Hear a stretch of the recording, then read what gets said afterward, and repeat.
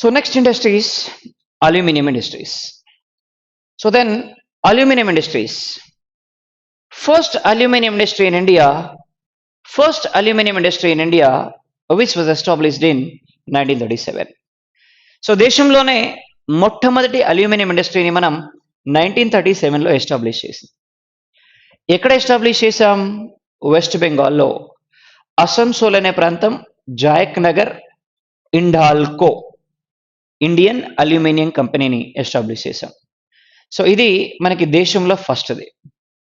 Hindalco 1937లో establish అయింది west బెంగాల్లోని అసన్సోల్ అనేటువంటి ప్రాంతంలో, జాయక్ నగర్ అనేటువంటి ప్లేస్. పోతే ఇంకా ఇండాల్కోని మనం 2 ప్లేసెస్లో ఎస్టాబ్లిష్ చేసాం. ఎక్కడెక్కడ ఎస్టాబ్లిష్ చేసాం? కేరళలో ఎస్టాబ్లిష్ చేసాం, అలాగే ఒడిశాలో కూడా ఎస్టాబ్లిష్ చేసాం. అంటే this is spread in 3 states: West Bengal, Jharkhand and Kerala. Sorry, West Bengal, Odisha and Kerala. ఇది ఇండాల్కో. Next one Hindalco. హిండాల్కో అంటే Hindustan aluminium company. Hindustan aluminium company which is located in Uttar Pradesh. అలాగే బాల్కో అంటున్నాం, Bharat aluminium company which is located in Maharashtra. అలాగే మాల్కో అంటున్నాం, Mettur aluminium company which is located in Tamil Nadu. అలాగే నాల్కో అంటున్నాం, national aluminium company located in Odisha. Very very very important. Indalco, West Bengal, Odisha, Kerala Indian aluminium company. Hindalco Hindustan aluminium company which is located in Uttar Pradesh. అలాగే BALCO Bharat aluminium company which is located in Maharashtra. MALCO Mettur aluminium company Tamil Nadu. NALCO national aluminium company which is located in Odisha. ఇవి ఓవరాల్గా మనకి aluminium companies దేశంలో కనిపిస్తున్నటువంటివి. Next type of industries cement industries. మరి దేశంలోనే first cement industry which was started in 1904. దేశంలో మొదటి సిమెంట్ ఇండస్ట్రీని ఎప్పుడు స్టార్ట్ చేశారు అంటే 1904లో స్టార్ట్ చేశారండి. తమిళనాడులో, అప్పుడు మెడ్రాస్లో స్టార్ట్ చేశారు. So first cement industry which was started in 1904 at మెడ్రాస్లో స్టార్ట్ అయింది. ఇదే దేశంలో మొట్టమొదటి సిమెంట్ ఇండస్ట్రీ అని మనం చెప్పొచ్చు. ఇకపోతే 1912లో ఇంకో సిమెంట్ ఇండస్ట్రీని స్టార్ట్ చేసిన మనం గుజరాత్లో స్టార్ట్ చేసాం. సో ఫస్ట్ సిమెంట్ ఇండస్ట్రీ వచ్చి తమిళనాడు, సెకండ్ సిమెంట్ ఇండస్ట్రీ వచ్చి గుజరాత్లో స్టార్ట్ అయింది, పోర్బందర్లో. అలాగే ఈరోజు దేశంలోనే హైయెస్ట్ సిమెంట్ ఇండస్ట్రీస్ ఎక్కడ స్ప్రెడ్ అయి ఉన్నాయి? దేశంలో first highest cement industries which are located in Tamil Nadu. దేశంలో అత్యధికంగా సిమెంట్ ఇండస్ట్రీస్ ఉన్నటువంటి స్టేట్ ఏది అంటే తమిళనాడు ఫస్ట్. సెకండ్ ప్లేస్లో ఆంధ్రప్రదేశ్ ఉంది. ఫస్ట్ ప్లేస్ తమిళనాడు, సెకండ్ ప్లేస్లో ఆంధ్రప్రదేశ్ ఉంది, థర్డ్ ప్లేస్లో రాజస్థాన్ ఉంది, సిమెంట్ ఇండస్ట్రీస్ని బేస్ చేసుకొని. సో ఇవి దేశంలో ఉన్నటువంటి సిమెంట్ ఇండస్ట్రీస్. ఇకపోతే next type of industries fertiliser industries. మరి first fertiliser industry in India established in Jharkhand. జార్ఖండ్లో సింధ్రీ అనేటువంటి ప్లేస్లో ఈ ఫర్టిలైజర్ కంపెనీ స్టార్ట్ చేశారు. First fertiliser company in India started in జార్ఖండ్లో సింధ్రీ అనేటువంటి ప్లేస్లో స్టార్ట్ అయింది 1955లో ఫస్ట్ 5-year ప్లాన్లో. So first fertiliser company which was started in first 5-year plan in 1955 at Jharkhand, Sindri. అందుకే దీన్ని మనం సింధ్రీ ఫర్టిలైజర్ కంపెనీ అంటున్నాం. Sindri fertiliser company so which was started in 1955. ఇకపోతే ఇవి కాకుండా ఇంకా ఫర్టిలైజర్ కంపెనీస్ మనకి ఏమున్నాయి? ఆంధ్రప్రదేశ్లో Godavari fertiliser company and Nagarjuna fertiliser company. అలాగే తెలంగాణలో రామగుండం ఫర్టిలైజర్ కంపెనీ. అలాగే ఉత్తరప్రదేశ్లో గోరఖ్పూర్ ఫర్టిలైజర్ కంపెనీ. తమిళనాడులో చెన్నై ఫర్టిలైజర్ కంపెనీ. అలాగే ఒడిశాలో రూర్కేలా ఫర్టిలైజర్ కంపెనీ. పంజాబ్లో నంగల్ ఫర్టిలైజర్ కంపెనీ. కేరళలో ఆలివ్ ఫర్టిలైజర్ కంపెనీ. నెక్స్ట్ వెస్ట్ బెంగాల్లో హల్దియా ఫర్టిలైజర్ కంపెనీ, బీహార్లో బరౌని ఫర్టిలైజర్ కంపెనీ, అస్సాంలో నామ్రూ ఫర్టిలైజర్ కంపెనీ. ఇవన్నీ కూడా దేశంలో మేజర్గా స్ప్రెడ్ అయినటువంటి ఫర్టిలైజర్ కంపెనీస్. ఫర్టిలైజర్ కంపెనీ పేరిచ్చి ఎక్కడ స్ప్రెడ్ అయ్యింది అని అడుగుతున్నాడు. సో ఆంధ్రప్రదేశ్ గోదావరి అండ్ నాగార్జున, తెలంగాణ రామగుండం, ఉత్తరప్రదేశ్లో గోరఖ్పూర్, తమిళనాడులో చెన్నై, ఒడిశాలో రూర్కేలా, పంజాబ్ నంగల్, కేరళ ఆల్వే అనే ప్లేస్ లో ఉంది కేరళలో. వెస్ట్ బెంగాల్లో ఈ హల్దీ అనే ప్లేస్, బీహార్లో బరౌని అనే ప్లేస్, అస్సాంలో నామ్రూప్ అనేటువంటి ప్లేస్ లో ఈ ఫర్టిలైజర్ ఇండస్ట్రీస్ స్ప్రెడ్ అయి ఉన్నాయండి. సో ఇవి దేశంలోనే మేజర్గా స్ప్రెడ్ అయినటువంటి ఫర్టిలైజర్ ఇండస్ట్రీస్. అలాగే ఆటోమొబైల్ ఇండస్ట్రీస్ ఉన్నాయి మనకి దేశంలో. మరి ఇవాళ దేశంలో ఆటోమొబైల్ ఇండస్ట్రీస్ ఏమేమి కనిపిస్తున్నాయి ఏంటి ఒకసారి చూద్దాం. What are the automobile industries? Automobile industries విషయానికి వస్తే, ఆటోమొబైల్ ఇండస్ట్రీస్లో ఫస్ట్ టైప్ ఆఫ్ ఇండస్ట్రీ ఏమన్నామంటే కార్లు అంటున్నాం. కార్లు మరి దేశంలోనే ₹1,00,000 కార్ ఇచ్చినటువంటి ఘనత టాటాది. ఈ టాటాకి సంబంధించినటువంటి నానో కార్స్ ప్లాంట్ గుజరాత్లోని సనంద్ అనేటువంటి ప్లేస్లో ఉందండి. Gujarat Sanand Tata nano cars plant which is located in Gujarat Sanand. గుజరాత్లోని సనంద్ అనేటువంటి ప్లేస్లో ఉంది నానో కార్స్ ప్రొడక్షన్ ప్లాంట్. అలాగే ఓక్స్ వ్యాగన్ కార్స్ ప్లాంట్ మహారాష్ట్రలో ఉంది, నాగ్పూర్లో ఉంది. అలాగే కియా మోటార్స్ ని మనకి అనంతపూర్లో స్టార్ట్ చేశారు సౌత్ కొరియా వాళ్ళు. అలాగే హుండై మోటార్స్ మనకి తమిళనాడులో కనిపిస్తుంది. అలాగే ఫోర్డ్ ప్రొడక్షన్ యూనిట్ అంతా కూడా మనకి తమిళనాడులో కనిపిస్తుంది. ఇవి మనకి ఓవరాల్గా కార్లు అంటే. కార్ల ప్రొడక్షన్కి సంబంధించి ఇవి nano cars plant in Sanand అనే ప్లేస్, ఓక్స్ వ్యాగన్ ఇన్ నాగ్పూర్, అలాగే కియా మోటార్స్ ఇన్ అనంతపూర్, అలాగే Hyundai Motors in Tamil Nadu, Ford plant in Tamil Nadu. అలాగే బైస్కిల్ ఇండస్ట్రీస్ ఉన్నాయండి. మరి దేశంలోనే హైయెస్ట్ బైస్కిల్ ఇండస్ట్రీస్ ఎక్కడ కనిపిస్తున్నాయి మనకి? Highest number of bicycle industries which we can see in Punjab state. పంజాబ్లోని లుధియానా అనేటువంటి ప్లేస్లో మనకి ఎక్కువగా కనిపిస్తున్నాయి. ఈ పంజాబ్లోని లుధియానా అనేటువంటి ప్లేస్లో ఎక్కువగా కనిపిస్తున్నాయి మనకి ఈ బైస్కిల్ ఇండస్ట్రీస్ అనేవి. ఇకపోతే ఇవి కాకుండా మనకి ఇంకా ఏం ఇండస్ట్రీస్ ఉన్నాయి? హెచ్ఎంటి అంటున్నాం, Hindustan machine tools. Hindustan machine tools అంటున్నాం. హిందుస్థాన్ మిషన్ టూల్స్ బెంగళూరులో ఉందండి. మరి దీనికి సంబంధించినటువంటి బ్రాంచెస్ ఎక్కడ ఉన్నాయంటే శ్రీనగర్లో ఉంది, హైదరాబాద్లో ఉంది, జైపూర్లో ఉంది, అలాగే హర్యానాలో ఉంది. ఇది హెచ్ఎంటి, హిందుస్థాన్ మిషన్ టూల్స్. మరి వీళ్ళు ఏం తయారు చేస్తున్నారు? వాచెస్ తయారు చేస్తారు. అలాగే డ్రిల్లింగ్కి సంబంధించినటువంటి ప్రొడక్ట్స్ని కూడా ప్రొడ్యూస్ చేస్తున్నారు. ఇవి HMT, Hindustan machine tools. So first ఎక్కడ స్టార్ట్ అయింది అంటే బెంగళూరులో స్టార్ట్ అయింది. తర్వాత దీనికి బ్రాంచెస్ వచ్చి శ్రీనగర్ కానీ, హైదరాబాద్ కానీ, జైపూర్ కానీ, హర్యానా కానీ ఈ రీజన్స్లో ఉన్నాయి మనకి. అలాగే BHEL, Bharat heavy electronics limited అంటున్నాం. Bharat heavy electronics limited first మనకి స్టార్ట్ అయింది ఎక్కడంటే భోపాల్లో. భారత్ హెవీ ఎలక్ట్రానిక్స్ లిమిటెడ్ని ఫస్ట్ దేశంలో స్టార్ట్ చేసింది మనకి భోపాల్లో.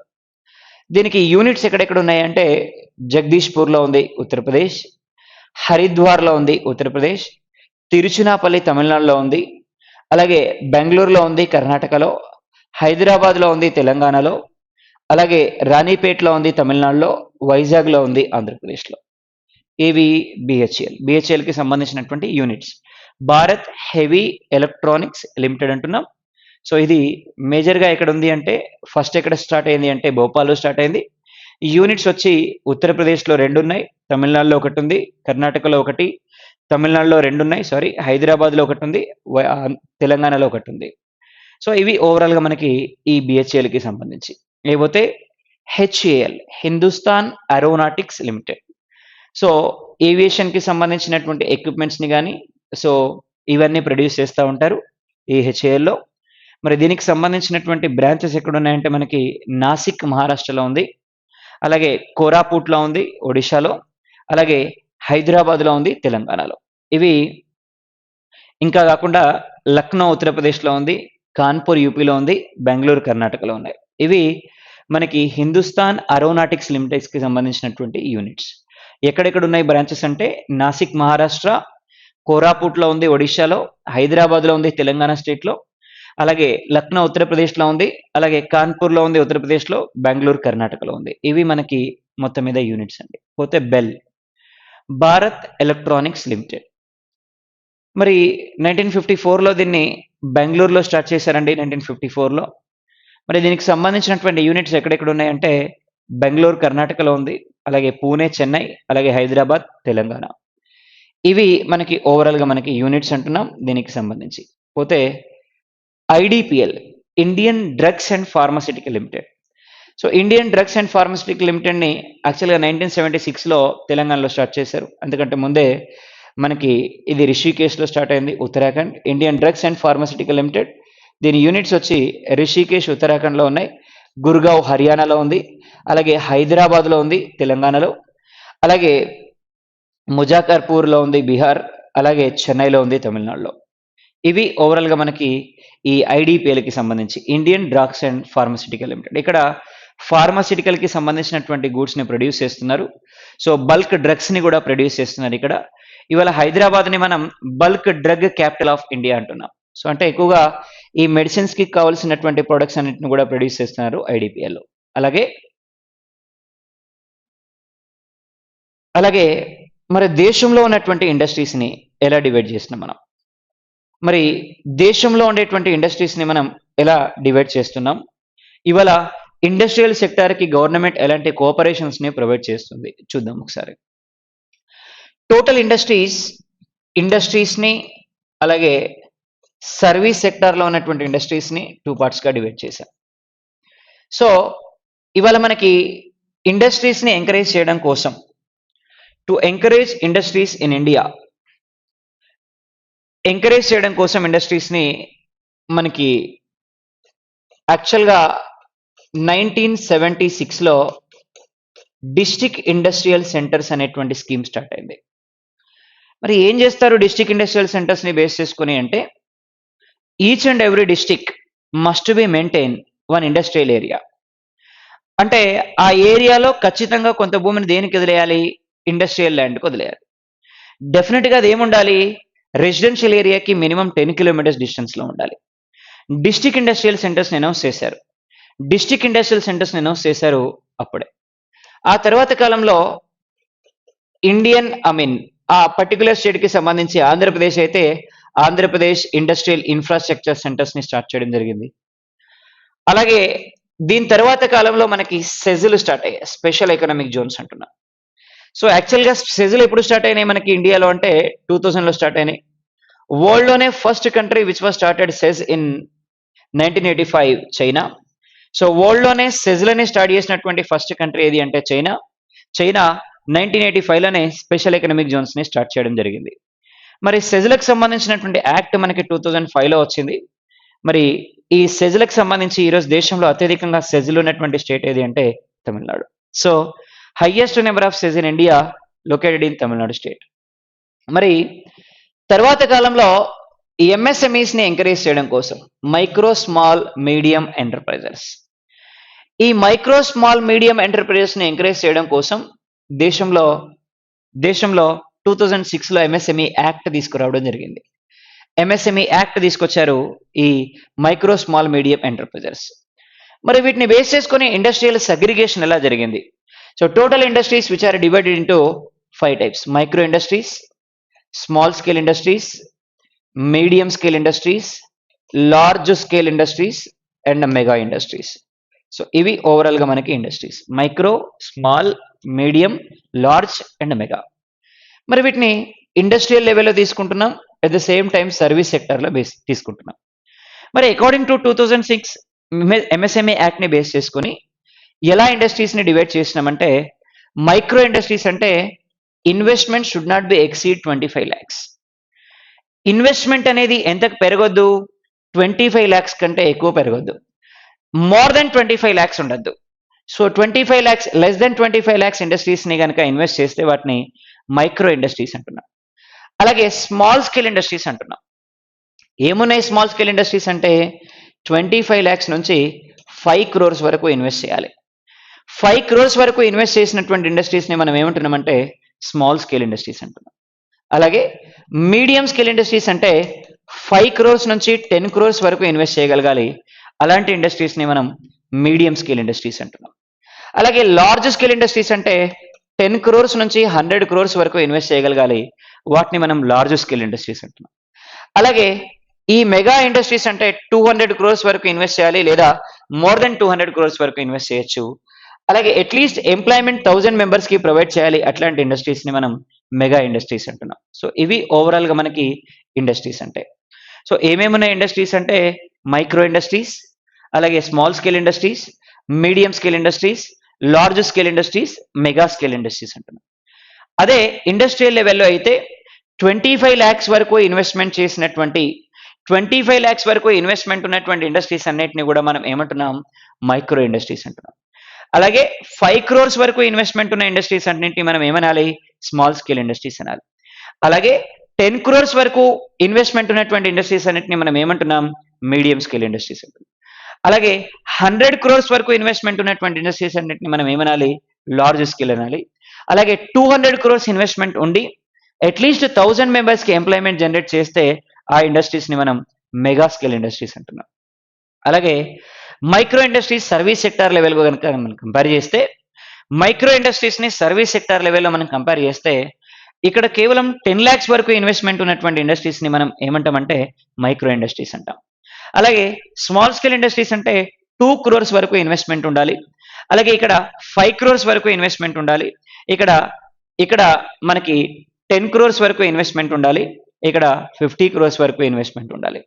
సో ఇలా ఎంఎస్ఎంఈస్ని సెగ్రిగేట్ చేసిన మనం దీన్ని బేస్ చేసుకొని ఇవాళ government of India encouraging different type of schemes, sponsoring different type of schemes to encourage micro small medium enterprises. మరి మనకి దీన్ని బేస్ చేసుకొని ఇండస్ట్రియల్ యాక్ట్స్ని కూడా తీసుకురావడం జరిగింది.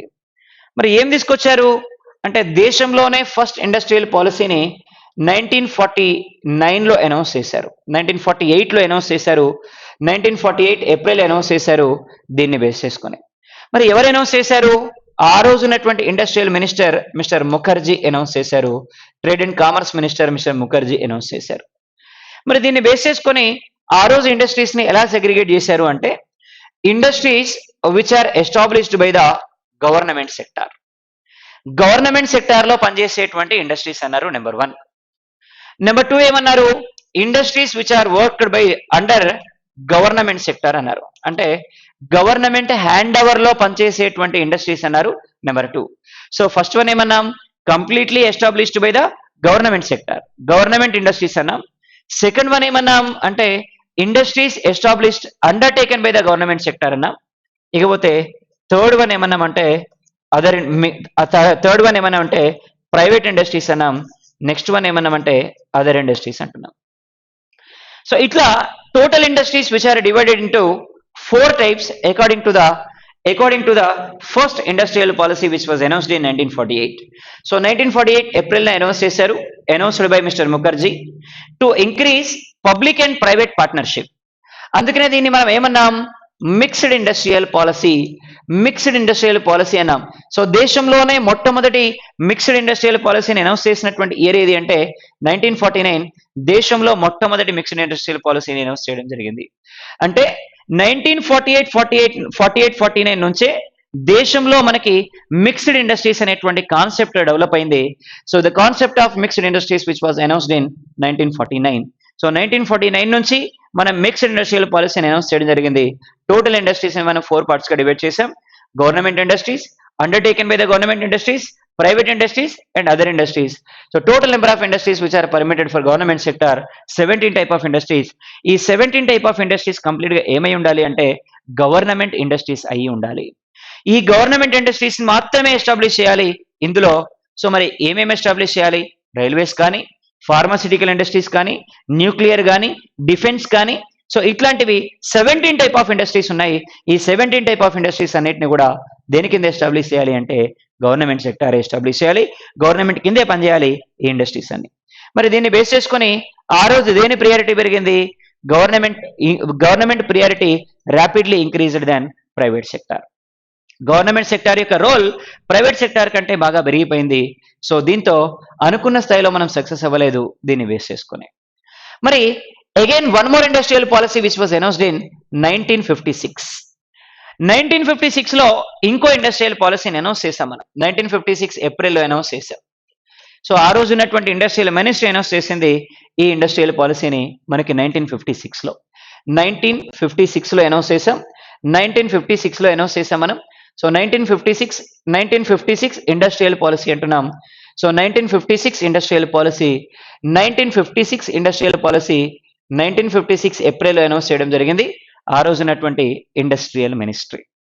మరి దీన్నే మనం ఏమన్నామంటే ఎకనామిక్ కాన్స్టిట్యూషనల్ ఇండస్ట్రియల్ పాలసీ అంటున్నాం. ఎకనామిక్ కాన్స్టిట్యూషనల్ ఇండస్ట్రియల్ పాలసీ అంటున్నాం. ఎకనామిక్ కాన్స్టిట్యూషనల్ ఇండస్ట్రియల్ పాలసీ అని ఎందుకన్నాము అంటే సోషలిజానికి ఎక్కువ ప్రయారిటీ ఇచ్చారు. ఇందులో గవర్నమెంట్ సెక్టార్ ప్రైవేట్ సెక్టార్ ఇద్దరు కూడా ఇన్వెస్ట్ చేయాలి అన్నారు. మరి గవర్నమెంట్ సెక్టార్ ప్రైవేట్ సెక్టార్ ఇద్దరు ఇన్వెస్ట్ చేయడానికి ముందుకు వచ్చారు. ఫస్ట్ లో కూడా వచ్చారు, కానీ ప్రియారిటీ దేనికి పెరిగిపోయింది? గవర్నమెంట్కే పెరిగిపోయింది.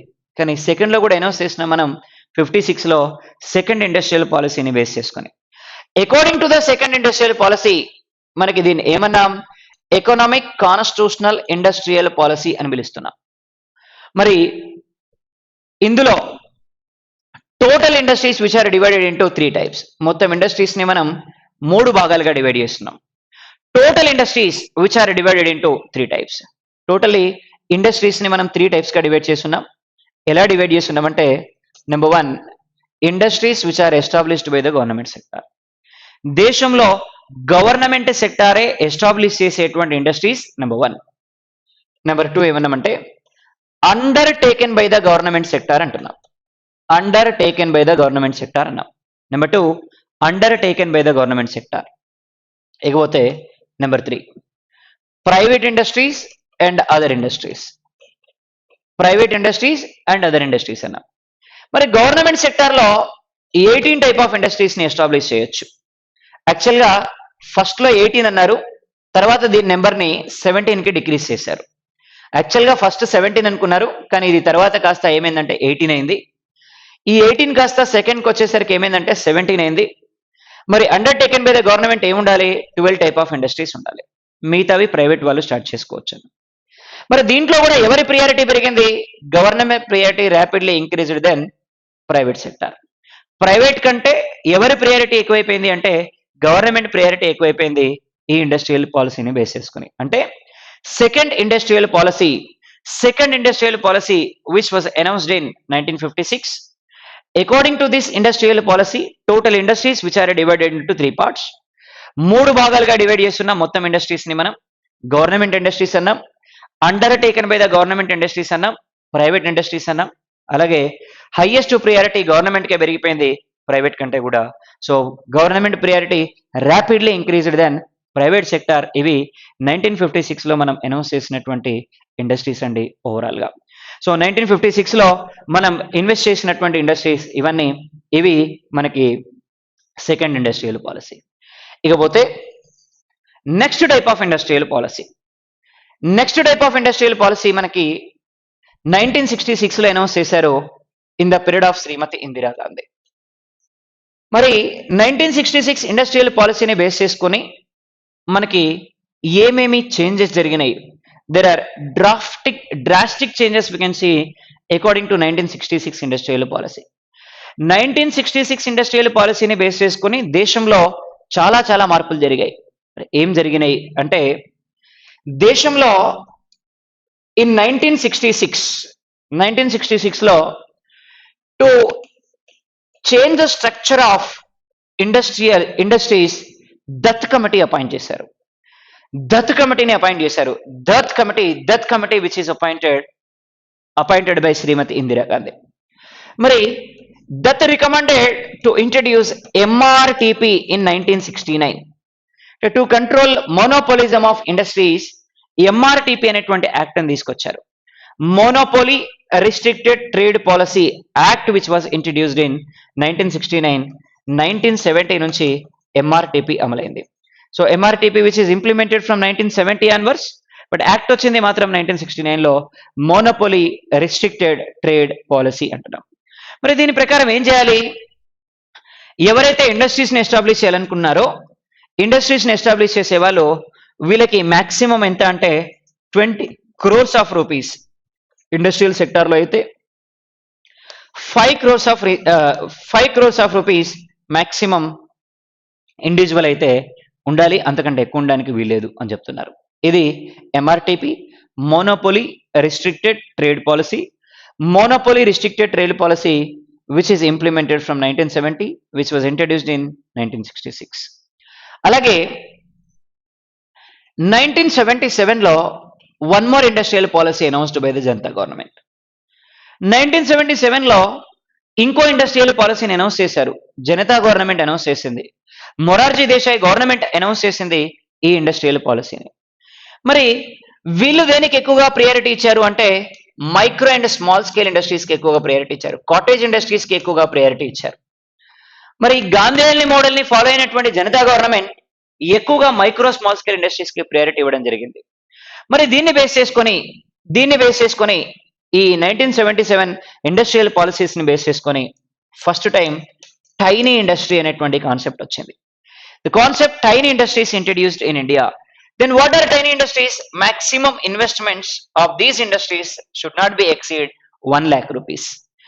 1,00,000 రూపాయల కంటే ఎక్కువ పెట్టుబడి లేనటువంటి ఇండస్ట్రీస్ అన్నిటిని కూడా మనం ఏమన్నామంటే టైనీ ఇండస్ట్రీస్ అన్నా.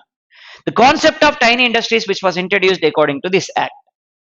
మరి ఈ టైనీ ఇండస్ట్రీస్ లిమిట్ ని 1980లో increased by 2 lakhs by Shrimati Indira Gandhi limit of the tiny industries ని 2 lakhs కి ఇంక్రీజ్ చేశారు మనకి 1980లో. ఇంతకు ముందే అనుకున్నాం, according to 2006 MSME policy, MSME act ని బేస్ చేసుకొని ఇవాళ micro small medium enterprises limits ఏమున్నాయంటే మైక్రో ఇండస్ట్రీస్ అయితే 25 lakhs అండి, స్మాల్ స్కేల్ ఇండస్ట్రీస్ అయితే 5 crores అన్నాం, మీడియం స్కేల్ ఇండస్ట్రీస్ అయితే 10 crores వరకు, లార్జ్ స్కేల్ ఇండస్ట్రీస్ అయితే 100 crores వరకు, మెగా ఇండస్ట్రీస్ అయితే 200 crores or more than 200 crores, at least employment for 1000 members. అట్లాంటి ఇండస్ట్రీస్ అన్ని కూడా మనకి ఈ ఇండస్ట్రీస్ అని చెప్పొచ్చు.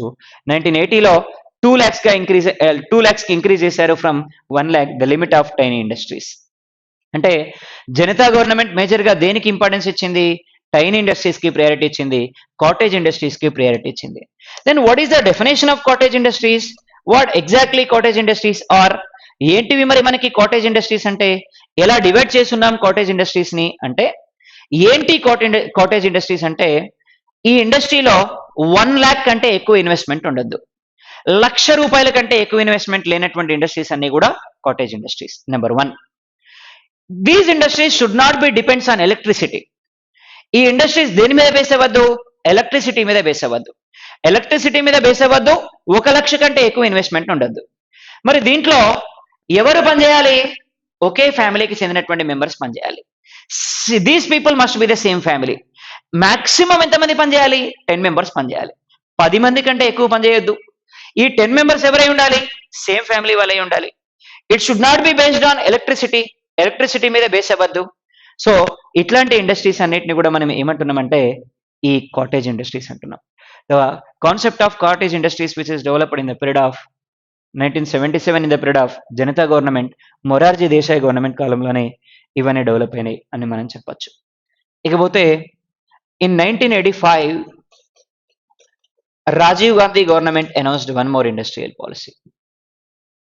According to this industrial policy announced in 1985, in a first time in India economic reforms announced, but these are not succeeded, but he was the first person who announced economic reforms.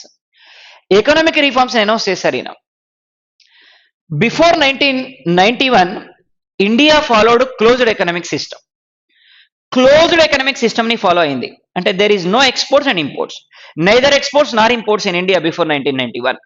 So that type of system in economy we are calling closed economic system. అంటే మన production మనమే చేసుకోవాలి, మన investments మనమే చేసుకోవాలి. Foreigners ఎవరు మన దగ్గరికి ఇన్వెస్ట్ చేయడానికి రారు. మనం ప్రొడ్యూస్ చేసినటువంటి గూడ్స్ ని ఎవరు కూడా పర్చేస్ చేయరు. That is called closed economic system. అంటే neither exports and Nar imports before 1991 in India. That is called completely closed economic system అన్నాం. బట్ ఈయన ఏం చేశారు అంటే ఇక్కడ ఉన్నటువంటి ఎక్స్పోర్ట్స్ ఇంపోర్ట్స్ మీద ఉన్నటువంటి బ్యాన్ లో ఇంపోర్ట్స్ మీద బ్యాన్ ఎత్తేసారు. దీంతో ఫారెన్ గూడ్స్ అన్ని కూడా ఇండియాకి రావడం జరిగింది. వీటిని ఈయన ఫస్ట్ ఎకనామిక్ రీఫార్మ్స్ అన్నారు. ఎగ్జామ్ లో క్వశ్చన్ ఏమంటారు అంటే first economic reforms in India announced by mister Rajiv Gandhi. In the period of Rajiv Gandhi in 1985 first economic reforms announced. So economic reforms which was announced in 1985 లో అనౌన్స్ చేసాం మనం ఎకనామిక్ రీఫార్మ్స్ అనేవి. ఆ తర్వాత mister PV Narasimha Rao who announced in 1991 economic reforms announced. So మరి economic reforms లో భాగంగా we announced LPG system, liberalization, privatization, globalization. Liberalization, privatization, globalization which is announced in 1991 economic reforms introduce చేసాం మనం 1991 లో in the period of PV Narasimha Rao. So అప్పుడు finance minister గా mister Manmohan Singh ఉన్నారు. So ఈయననే by the suggestion of world bank LPG system ని introduce చేశారు. Liberalisation, privatisation, globalisation. So that we are calling Manmohan Singh is father of modern plans in India. అందుకే ఈయన ఏమంటున్నాం మనం అంటే ఫాదర్ ఆఫ్ మోడర్న్ ప్లాన్స్ అంటున్నాం. ఎల్పిజి సిస్టమ్ అన్నాం, liberalisation, privatisation and globalisation. Liberalisation, privatization and globalization. LPG, liberalize, privatize, globalize. But what is mean by liberalization? అప్పటి వరకు restriction ఉన్నటువంటి ఇండస్ట్రీస్ అన్నిటిని మనం వదిలేసాం. Till 1991 total industries which are establish in government sector 18. Government sector లో అప్పటి వరకు establish చేయవలసినటువంటి ఇండస్ట్రీస్ ఎన్ని అంటే 18 ఇండస్ట్రీస్. 18 ఇండస్ట్రీస్ ని కంప్లీట్ గా ఎవరు ఎస్టాబ్లిష్ చేయాలి? గవర్నమెంట్ సెక్టారే ఎస్టాబ్లిష్ చేయాలి. Completely government sector must be establish these industries.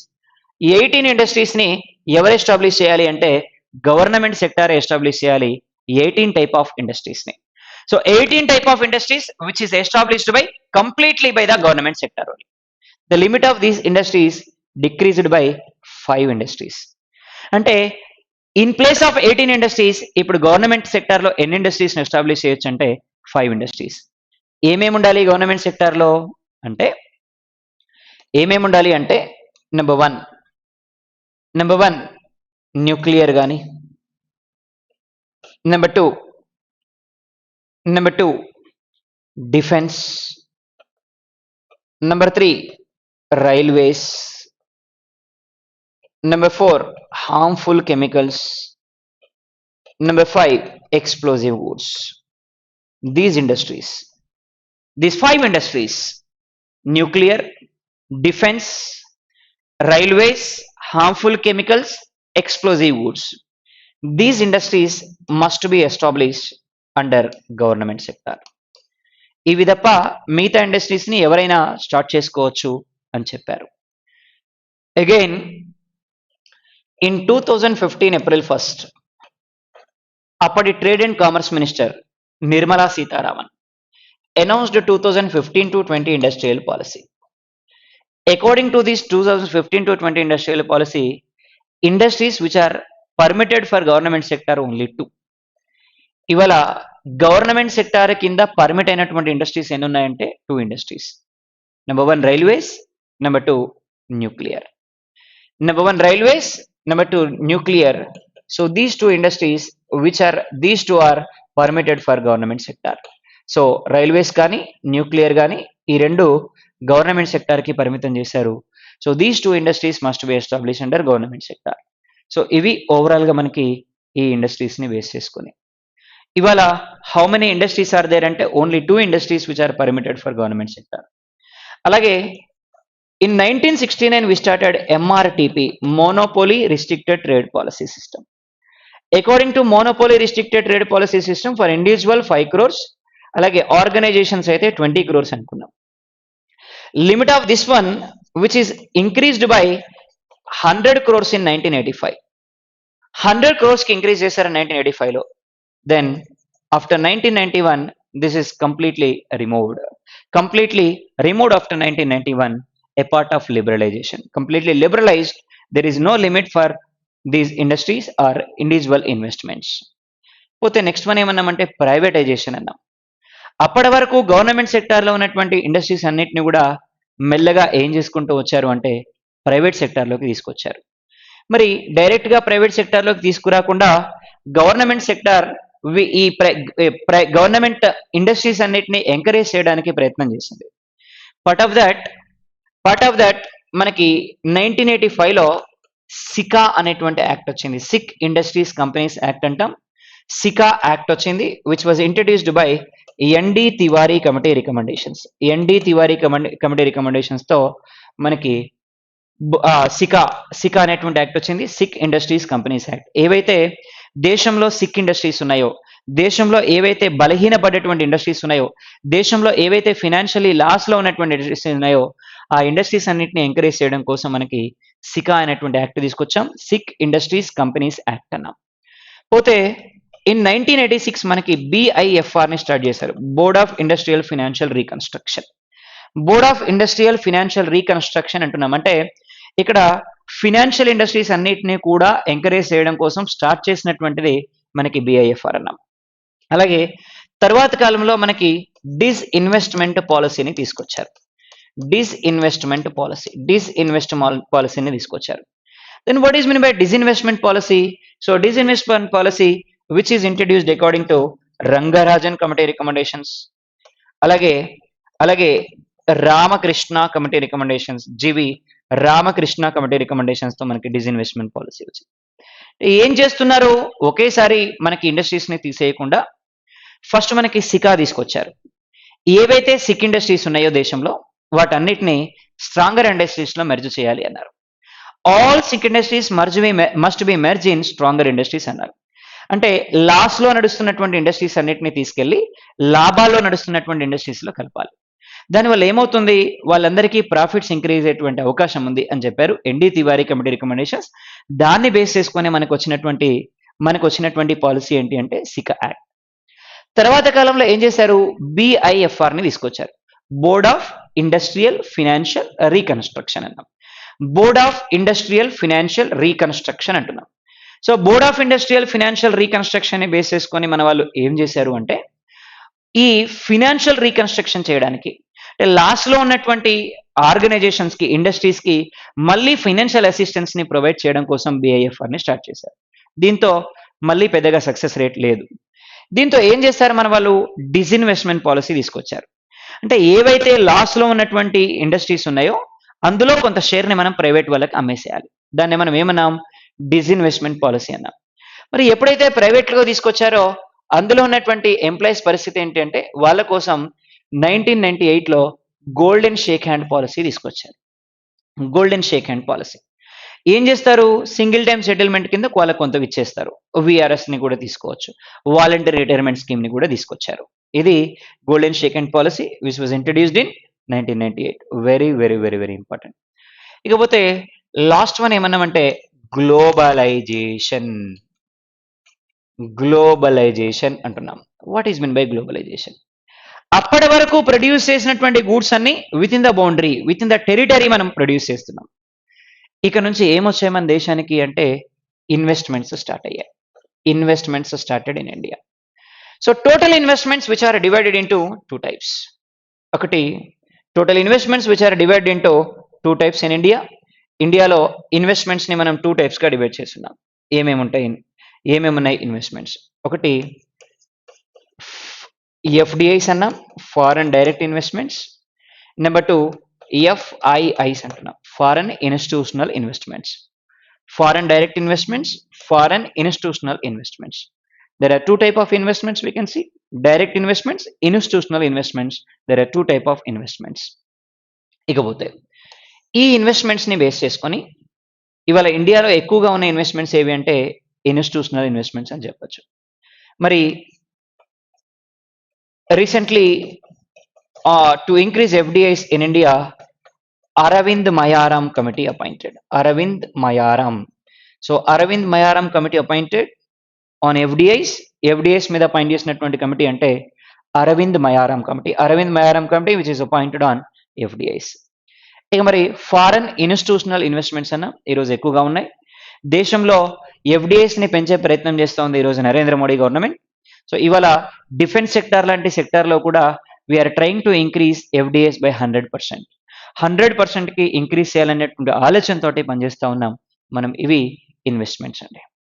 So ఇవి investments. A part of the globalisation మనకి ఇన్వెస్ట్మెంట్స్ పెరిగాయి. FDIs, foreign direct investments and foreign institutional investments. There are two type of investments we can see in India. So ఆ తర్వాత నుంచి ఇండియాలో ఈ globalisation వల్ల investments అనేవి ర్యాపిడ్గా ఇంక్రీజ్ అవుతూ వచ్చాయి. So when globalisation increased in India, the healthy atmosphere for cottage industries and micro small scale industries rapidly decreased. అప్పటి వరకు దేశంలో ఉన్నటువంటి కాటేజ్ ఇండస్ట్రీస్ యొక్క ప్రాఫిట్స్ అనేవి క్రమంగా తగ్గుతూ వచ్చాయి. ఎందుకంటే లార్జ్ స్కేల్ ఇండస్ట్రీస్ అనేవి ఇండియాలో బాగా పెరిగిపోయాయి. లార్జ్ స్కేల్ ఇండస్ట్రీస్ పెరిగిపోవడంతో అక్కడ ప్రొడ్యూస్ చేస్తున్నటువంటి గూడ్స్ తోటి మన కాటేజ్ ఇండస్ట్రీస్ లో ప్రొడ్యూస్ అవుతున్నటువంటి గూడ్స్ అనేవి కాంపిటేట్ అవ్వలేకపోయాయి. సో దీంతో after liberalisation, privatisation, globalisation, the healthy atmosphere of cottage industries is decreased. ఇవి ఓవరాల్ గా మనకి ఇండస్ట్రియల్ పాలసీస్ ఇండియాలో very very very important. So in 2015 April 1st, Nirmala Sitharaman announced industrial policies 2015 to 20 industrial policy. A part of 2015 to 20 industrial policy, different type of policies announced to increase industries in India. So ఇవి overall గా మనకి industries అండి. Right. So next topic, our universe and solar system. Last topic in geography, our universe and solar system. So first one, our universe.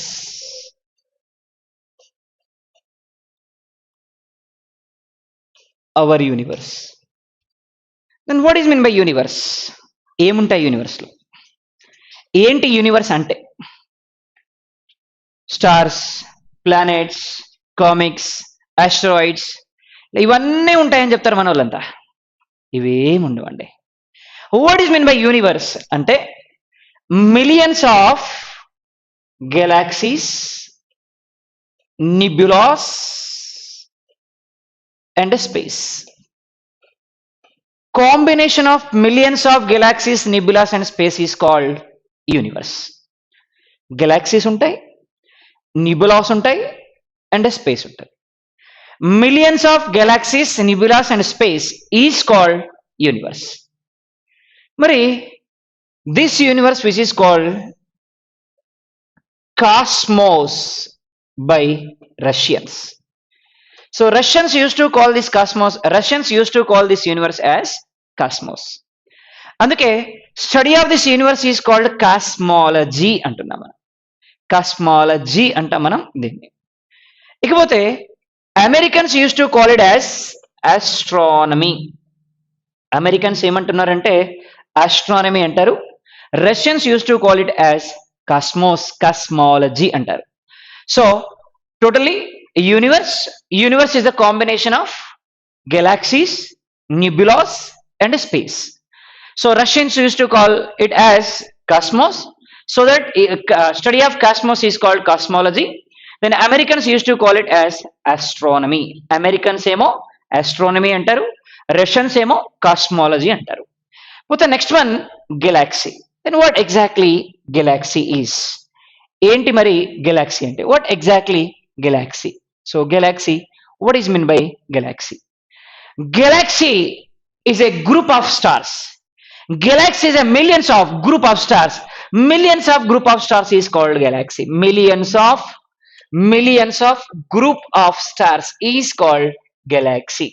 So millions of group of stars is called galaxy. మరి ఈ stars అన్నిట్లోకి పెద్ద star ఏది అంటే largest star in universe, largest star in universe sun. అతి పెద్ద star ఎవరంటే sun.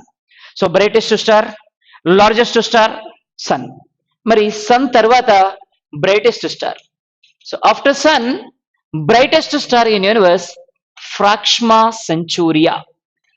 Fraxma Centuria is the brightest star of the sun. Then what is the reason for brightness of stars? Why these stars are going to become bright? ఎందుకు ఈ నక్షత్రాలు వెలుగుతున్నాయి? నక్షత్రాలు వెలగడానికి గల కారణం ఏంటి? మరి కొన్ని నక్షత్రాలు ఆకాశంలో చూసినప్పుడు మెనుకుమంటూ వెలుగుతూ ఉంటాయి, కొన్ని నక్షత్రాలు కంటిన్యూస్ గా వెలుగుతూ ఉంటాయి, కొన్ని నక్షత్రాలు కింద పడిపోతూ ఉంటాయి, రాలి పడిపోతూ ఉంటాయి. So what exactly happening in these stars ఒకసారి చూద్దాం. So reason for brightness of stars, so these stars which is contained with hydrogen and helium. So ఈ స్టార్స్ లో బేసిక్ గా హైడ్రోజన్ ఉంటుంది అండ్ హీలియం ఉంటుంది, హైడ్రోజన్ అండ్ హీలియం ఉంటుంది stars లో. So hydrogen and helium is there in these stars, hydrogen helium ఉంటుంది. So మరి ఈ due to the hydrogen and helium దీంట్లో న్యూక్లియర్ ఫ్యూజన్ జరుగుతుంది. So due to the nuclear fusion temperature is going to be release. ఈ nuclear fusion వల్ల ఏమవుతుంది? Temperature release అవుతుంది. So this temperature which is reason for the brightness of the stars. అంటే ఈ temperature వల్లనే stars ఏమవుతున్నాయి? Bright అవుతున్నాయి. So what is the reason for brightness of stars? నక్షత్రాలు ప్రకాశించడానికి గల కారణం ఏంటి? అందులో ఉండేటువంటి ఉష్ణోగ్రత, అందులో ఉండేటువంటి temperature. Temperature is the major reason for brightness of stars. So temperature is the major reason for brightness of stars. మరి ఈ టెంపరేచర్ కి కారణం ఏంటి? Nuclear fission. So nuclear fission కి కారణం ఏంటి? హైడ్రోజన్ అండ్ హీలియం అనేటువంటి కెమికల్స్. అంటే stars which has contained with hydrogen and helium. Due to the hydrogen and helium, so in this nuclear fission is going to be effect. Due to the nuclear fission temperature going to be recorded. This temperature is the reason for the brightness. ఇది overall గా మనకి sun, ఈ stars అనేవి వెలగడానికి గల కారణం. ఇకపోతే మరి stars ఏంటి? ఈ స్టార్స్ గురించి మరి ఎందుకు వెలుగుతున్నాయి ఏంటి? ఫర్ ఎగ్జాంపుల్ మనకి ఇంట్లో దీపం వెలిగిస్తున్నాం అనుకోండి. ఫర్ ఎగ్జాంపుల్ దీపం వెలిగిస్తున్నాం, ఇంట్లో దీపం ఇలా వెలిగిస్తున్నప్పుడు ఇందులో ఈ పాట్ నిండా మనం ఆయిల్ వేసాం, వెలిగించడం స్టార్ట్ చేసాం. ఇట్లా వెలిగించగానే వెలుగుతుందా? వెలగదు. ఫస్ట్ ఏమవుతుంది? వెలుగుతూ ఆరిపోతూ ఉంటుంది. వెలుగుతూ ఆరిపోతూ ఉంటుంది. మరి వెలుగుతూ ఆరిపోతూ ఉండడానికి రీజన్ ఏంటి అంటే అందులో ఉండేటువంటి ఈ కాటన్ కి ఇంకా ఫుల్ గా ఆయిల్ పీల్చుకోలేదు, ఆయిల్ ఇంకా డిప్ అవ్వలేదు. అందుకని ఏమవుతుంది? వెలుగుతూ ఆరిపోతూ ఉంటుంది. సో వెలుగుతూ ఆరిపోతూ ఉంటే ఈ స్టేజ్ ని మనం ఏమంటామంటే పల్సర్ స్టేజ్ అంటాం.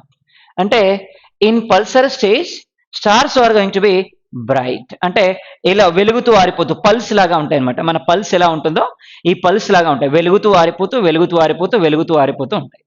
ఈ స్టేజ్ నే మనం ఏమంటామంటే పల్సర్ స్టేజ్ అంటాం.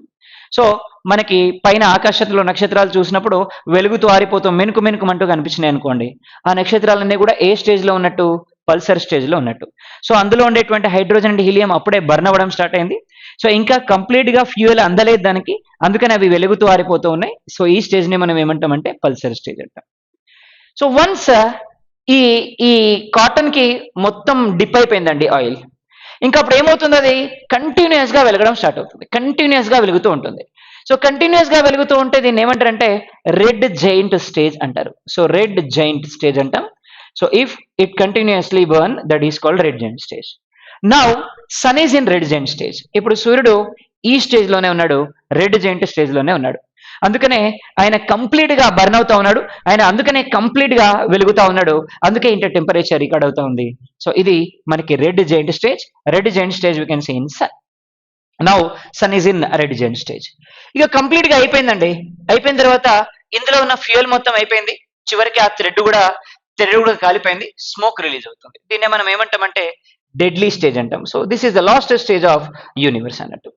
సో డెడ్లీ స్టేజ్ అంటాం ఈ స్టేజ్ ని, మనకి డెడ్లీ స్టేజ్ అంటాం. దాంట్లో ఉన్నటువంటి హైడ్రోజన్ అండ్ హీలియం మొత్తం బర్న్ అయిపోయి ఇంకా చివరికి ఆ స్టార్స్ అన్ని కింద పడిపోతూ ఉంటాయి అన్నమాట. సో ఇట్లా every star has 3 stages in its life. So first one ఏముంటుంది? పల్సర్ స్టేజ్ ఉంటుంది. రెడ్ జైంట్ స్టేజ్ ఉంటుంది, డెడ్లీ స్టేజ్ ఉంటుంది. ఇప్పుడు సన్ ఏ స్టేజ్ లో ఉన్నారు అంటే now sun is in red giant stage. So ఆయనలో ఉన్నటువంటి హైడ్రోజన్ అండ్ హీలియం కంటిన్యూస్ గా బర్న్ అవుతూ ఉంది. అందుకనే హైడ్రోజన్ అండ్ హీలియం వల్ల ఇక్కడ ఉన్నటువంటి ఈ స్టార్స్ అన్ని కూడా బాగా వెలుగుతా ఉన్నాయి, సన్ కూడా బాగా వెలుగుతా ఉన్నాడు. సో ఇది మనకి స్టార్స్ ని బేస్ చేసుకొని. ఇకపోతే మనకి ఇందాక ఏమన్నాం అంటే గెలాక్సీస్ అన్నాం, గెలాక్సీస్ అన్నాం, గెలాక్సీస్ అంటున్నాం. మరి gala means what? Gala means milk, axy means water. Gala means milk, axy means water. So we can say this is called milky, sorry, axy means way, axy means way, not water, axy means way. So galaxy అంటే ఏమన్నాం? Milky వే అంటున్నాం. So Milky వే అంటున్నాం. Galaxy అంటే milky way. Indians use to call these galaxies as milky ways. Indians ఈ galaxies నే ఏమని పిలుస్తున్నారు అంటే మిల్కీ వేస్ అని పిలుస్తున్నారండి. So Indians use to call these galaxies as milky ways, milky ways అని పిలుస్తున్నారు ఈ గెలాక్సీస్ ని. అలాగే యాకూత్స్, యాకూత్స్, యాకూత్స్ అంటే మనకి రష్యాకి నార్త్ రీజియన్ లో, అలాగే ఆర్కిటిక్ రీజియన్ కి సౌత్ రీజియన్ లో ఉండేటువంటి పీపుల్ అందరూ కూడా యాకూత్స్ అంటాం. So for example, so this is called our universe. Universe లో ఇక్కడ పైన ఇదంతా కూడా ఆర్కిటిక్ రీజియన్ అంటాం. ఇక్కడ ఉండేటువంటి ఈ కాంటినెంట్ అంతా కూడా ఈ ఏషియన్ కాంటినెంట్ లో రష్యా, యూరప్ అండ్ ఏషియాలో స్ప్రెడ్ అయి ఉంది. దీనికి నార్థన్ రీజియన్ లో ఉండాలి, అలాగే ఆర్కిటిక్ రీజియన్ కి సౌత్ లో ఉండాలి. వాళ్ళందరినీ మనం యాకూత్స్ అంటాం, యాకూత్స్ అంటాం. మరి యాకూత్స్ ఏమంటున్నారు అంటే foot step of the God అంటున్నారు. సో దేవుడి యొక్క అడుగు జాడలు, దేవుడి యొక్క అడుగు జాడలు అంటున్నారు ఈ గెలాక్సీస్ ని. So these people use to call it as galaxies. Galaxies నే యాకూత్స్ ఏమంటారు అంటే foot steps of the God అంటారు. సో దేవుడి యొక్క అడుగు జాడలు అంటారు వీళ్ళు యాకూత్స్ అనేటువంటి వాళ్ళు. పోతే చైనీస్ ఏమంటున్నారు అంటే, చైనీస్ ఏమంటున్నారంటే వైట్ స్మోక్ అంటున్నారు. తెల్లటి పొగ, తెల్లటి పొగ లాంటి పదార్థం ఇది అంటున్నారు, వైట్ స్మోక్ అంటున్నారు Chinese. So this is what మనకి galaxy. So finally galaxy, group of millions of stars. So largest star in universe sun. So after sun brightest star in universe Proxima Centauri. మరి ఇప్పుడున్న ఈ Galaxy తర్వాత పెద్దది ఏది అంటే Andromeda అనేటువంటి, Andromeda అనేటువంటి galaxy is the largest galaxy after our galaxy. ఇది మనకి గెలాక్సీ అంటే. పోతే next one nebulas, nebula, nebula. Nebulas invented by, nebulas invented by Huygens.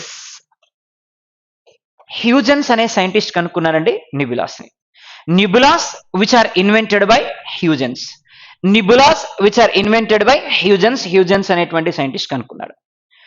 మరి according to Huygens what are nebulas? ఏంటివి నిబులాస్ అంటే? హార్టెస్ట్ మూవింగ్ సోలార్ పార్టికల్స్, కదిలేటువంటి వేడి ఖగోళ పదార్థాలనే నిబులాస్ అంటున్నాం. Hottest moving solar particles are called nebulas. Hottest moving solar particles, hottest moving solar particles are called nebulas. ఇప్పుడు for example మనకి చాలా మంది రిచ్ పీపుల్ బర్త్డేలకి వాటికి ఏం చేస్తుంటారంటే హీలియం బెలూన్స్ ని పంపిస్తూ ఉంటారు. సో హీలియం లోపల బర్న్ అవుతున్న కొద్దీ అది పైకి మూవ్ అవుతుంది, పైకి మూవ్ అవుతున్న కొద్దీ ఎలా కనిపిస్తుంది మనకి? స్టార్ లాగా కనిపిస్తుంది. వాటన్నిటిని మనం ఏమంటున్నాం అంటే నిబులాస్ అంటున్నాం. So hottest moving solar particles, hottest moving solar particles which are known as nebulas. Nebulas hottest moving solar particles, hottest moving solar particles ని మనం ఏమంటాం? నిబులాస్ అని పిలుస్తున్నాం అండి. ఇవి నిబులాస్ అంటే. ఇకపోతే according to Huygens birth place of stars, నక్షత్రాలన్నీ కూడా ఎక్కడ పుట్టినాయంట? ఇక్కడే నిబులాస్ లోనే పుట్టినాయంట. బర్త్ ప్లేస్ ఆఫ్ స్టార్స్ ఏవి అంటే nebulas. According to Huygens birth place of stars nebulas. So నక్షత్రాల యొక్క జన్మస్థానం ఏంటి అంటే నిబులాస్ అనే ప్లేస్ లోనే పుట్టినాయి ఈ నక్షత్రాలన్నీ కూడా. ఇది మనకి నిబులాస్ అంటే. పోతే గెలాక్సీస్ తెలుసు, నిబులాస్ తెలుసు. ఇకపోతే నెక్స్ట్ వన్ ఏమంటున్నామంటే మనం స్పేస్ అంటున్నాం. What is mean by space? What is mean by space? ఒకవైపు గెలాక్సీస్ ఉన్నాయండి, ఇంకోవైపు మనకి నిబులాస్ ఉన్నాయి దీంట్లోనే. మధ్యలో ఉండేటువంటి గ్యాప్ నే మనం ఏమంటామంటే స్పేస్ అంటున్నాం. మరి ఎంత ఉంది space? 96% space occupied in universe. విశ్వంలో అత్యధికంగా ఏముంది మనకి అంటే స్పేసే ఉంది. 96% ఇన్ యూనివర్స్. 96% విశ్వంలో ఏం ఆక్యుపై ఉంది అంటే స్పేస్ ఆక్యుపై ఉంది. So 96% in universe space is occupied. స్పేసే ఆక్యుపై ఉంది 96%. అందుకనే చాలాసార్లు ఎగ్జామినేషన్లో క్వశ్చన్లు అడిగారు. For example, if we are on earth, if we are on Mars, now we are watching earth, which colour it can be appear? Mars పైన ఉన్నామండి మనం. ఈ మార్స్ పై నుంచి మనం ఎవరిని చూస్తున్నాం? ఎర్త్ని చూస్తున్నాం. అప్పుడు ఎర్త్ ఏ కలర్లో కనిపిస్తుంది అన్నాడు. మార్స్ పై నుంచి ఎర్త్ని చూస్తే ఎర్త్ ఏ కలర్లో కనిపిస్తుంది అంటున్నాడు. మరి మార్స్ పై నుంచి ఎర్త్ని చూస్తే జనరల్గా అయితే ఏ కలర్లో కనిపిస్తుంది?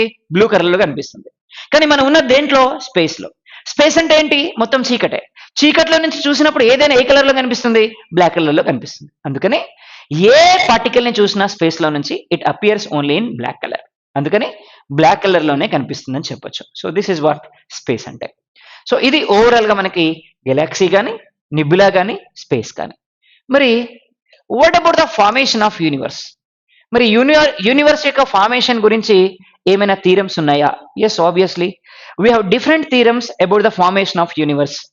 యూనివర్స్ గురించి రకరకాల సిద్ధాంతాలు తెలియజేస్తున్నాయండి. So first one, geocentric theory అంటున్నాం. జియోసెంట్రిక్ థియరీ అంటున్నాం. సో జియోసెంట్రిక్ థియరీ అంటే భూకేంద్రక సిద్ధాంతం. అలాగే నెంబర్ 2, హీలియోసెంట్రిక్ థియరీ అంటున్నాం. హీలియోసెంట్రిక్ థియరీ అంటున్నాం. సూర్య కేంద్రక సిద్ధాంతం అంటాం. అలాగే నెంబర్ 3, బిగ్ బ్యాంగ్ థియరీ అంటున్నాం. So number 3, big bang theory. Big bang theory అంటున్నాం. So these are the theorems. ఏమేమి ఉన్నాయండి? Geocentric theory, heliocentric theory and big bang theory. So what about geocentric theory? భూకేంద్రక సిద్ధాంతం which is proposed by Ptolemy. So ఎవరు చెప్పారు దీని గురించి అంటే టాలమీ చెప్పారు geocentric theory. So according to Ptolemy, what exactly geocentric theory? Ptolemy అభిప్రాయం ప్రకారం ఏంటి జియోసెంట్రిక్ థియరీ అంటే total universe which is based on earth. మొత్తం యూనివర్స్ అంట ఎర్త్ మీద బేస్ అయి ఉందంట. Remaining all other planets rotates around this earth in elliptical shape. ఇగో ఇలా ఎలిప్టికల్ షేప్ లో రొటేట్ అవుతున్నాయట ఎర్త్ చుట్టూ మిగతా ప్లానెట్స్ అన్ని కూడా. అంటే according to Ptolemy, according to geocentric theory, what is the base for universe? Earth is the base for universe. So earth is the base for universe.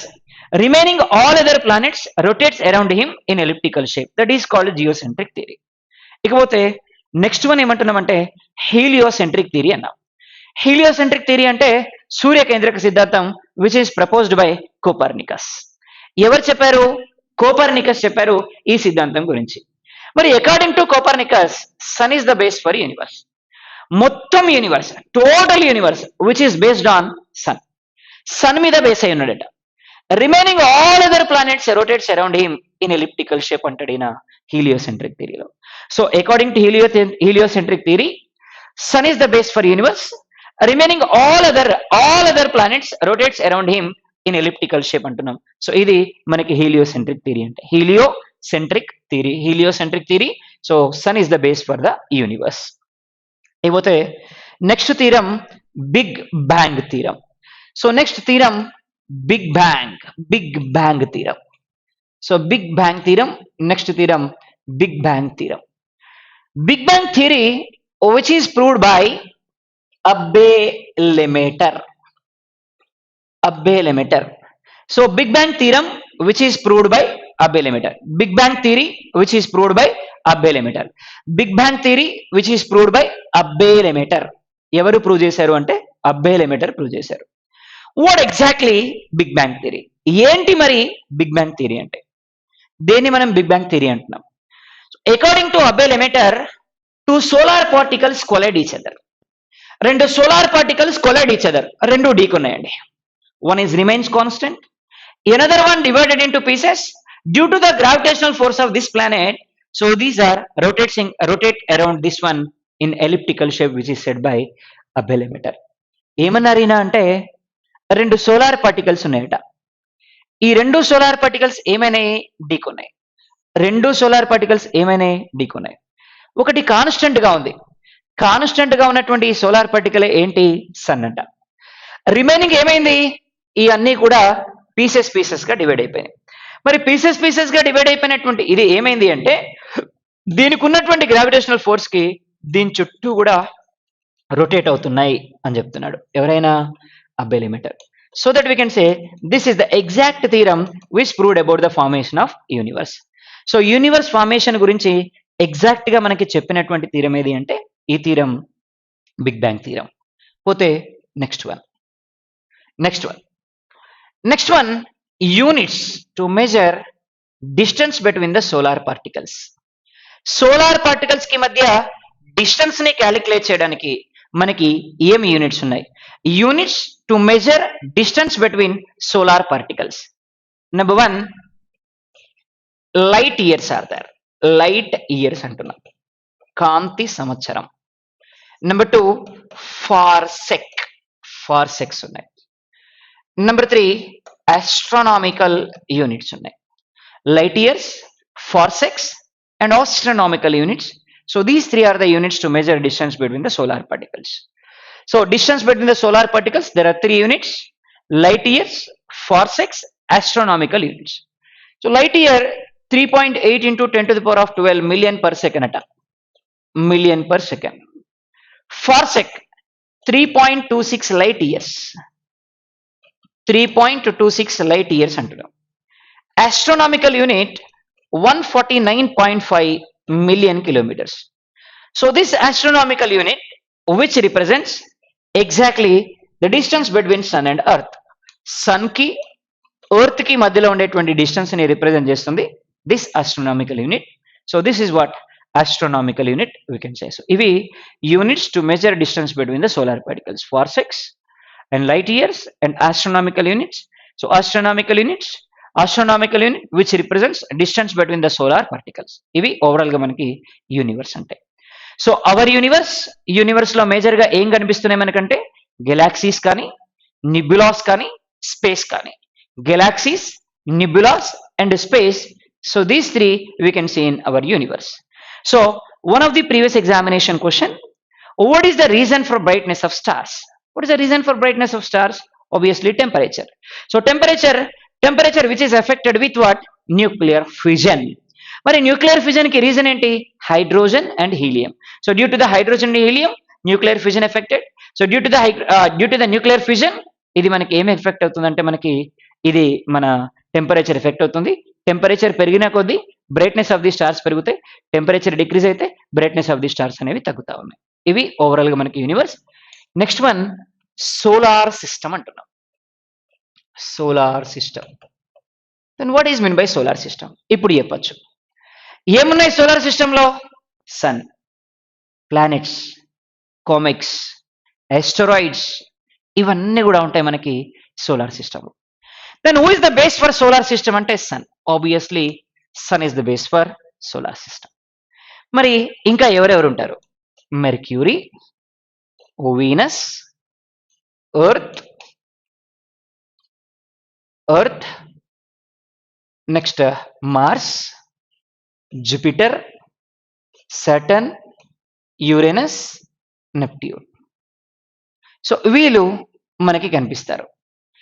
Mercury, Venus, earth, Mars, Jupiter, Saturn, Uranus, Neptune. Sorry, ఎవరెవరు ఉన్నారు అంటే sun ఉంటారు ఇక్కడ, ఎదురుగా Mercury తర్వాత Venus, earth, Mars, Jupiter, Saturn, Uranus and Neptune. చలో, sun.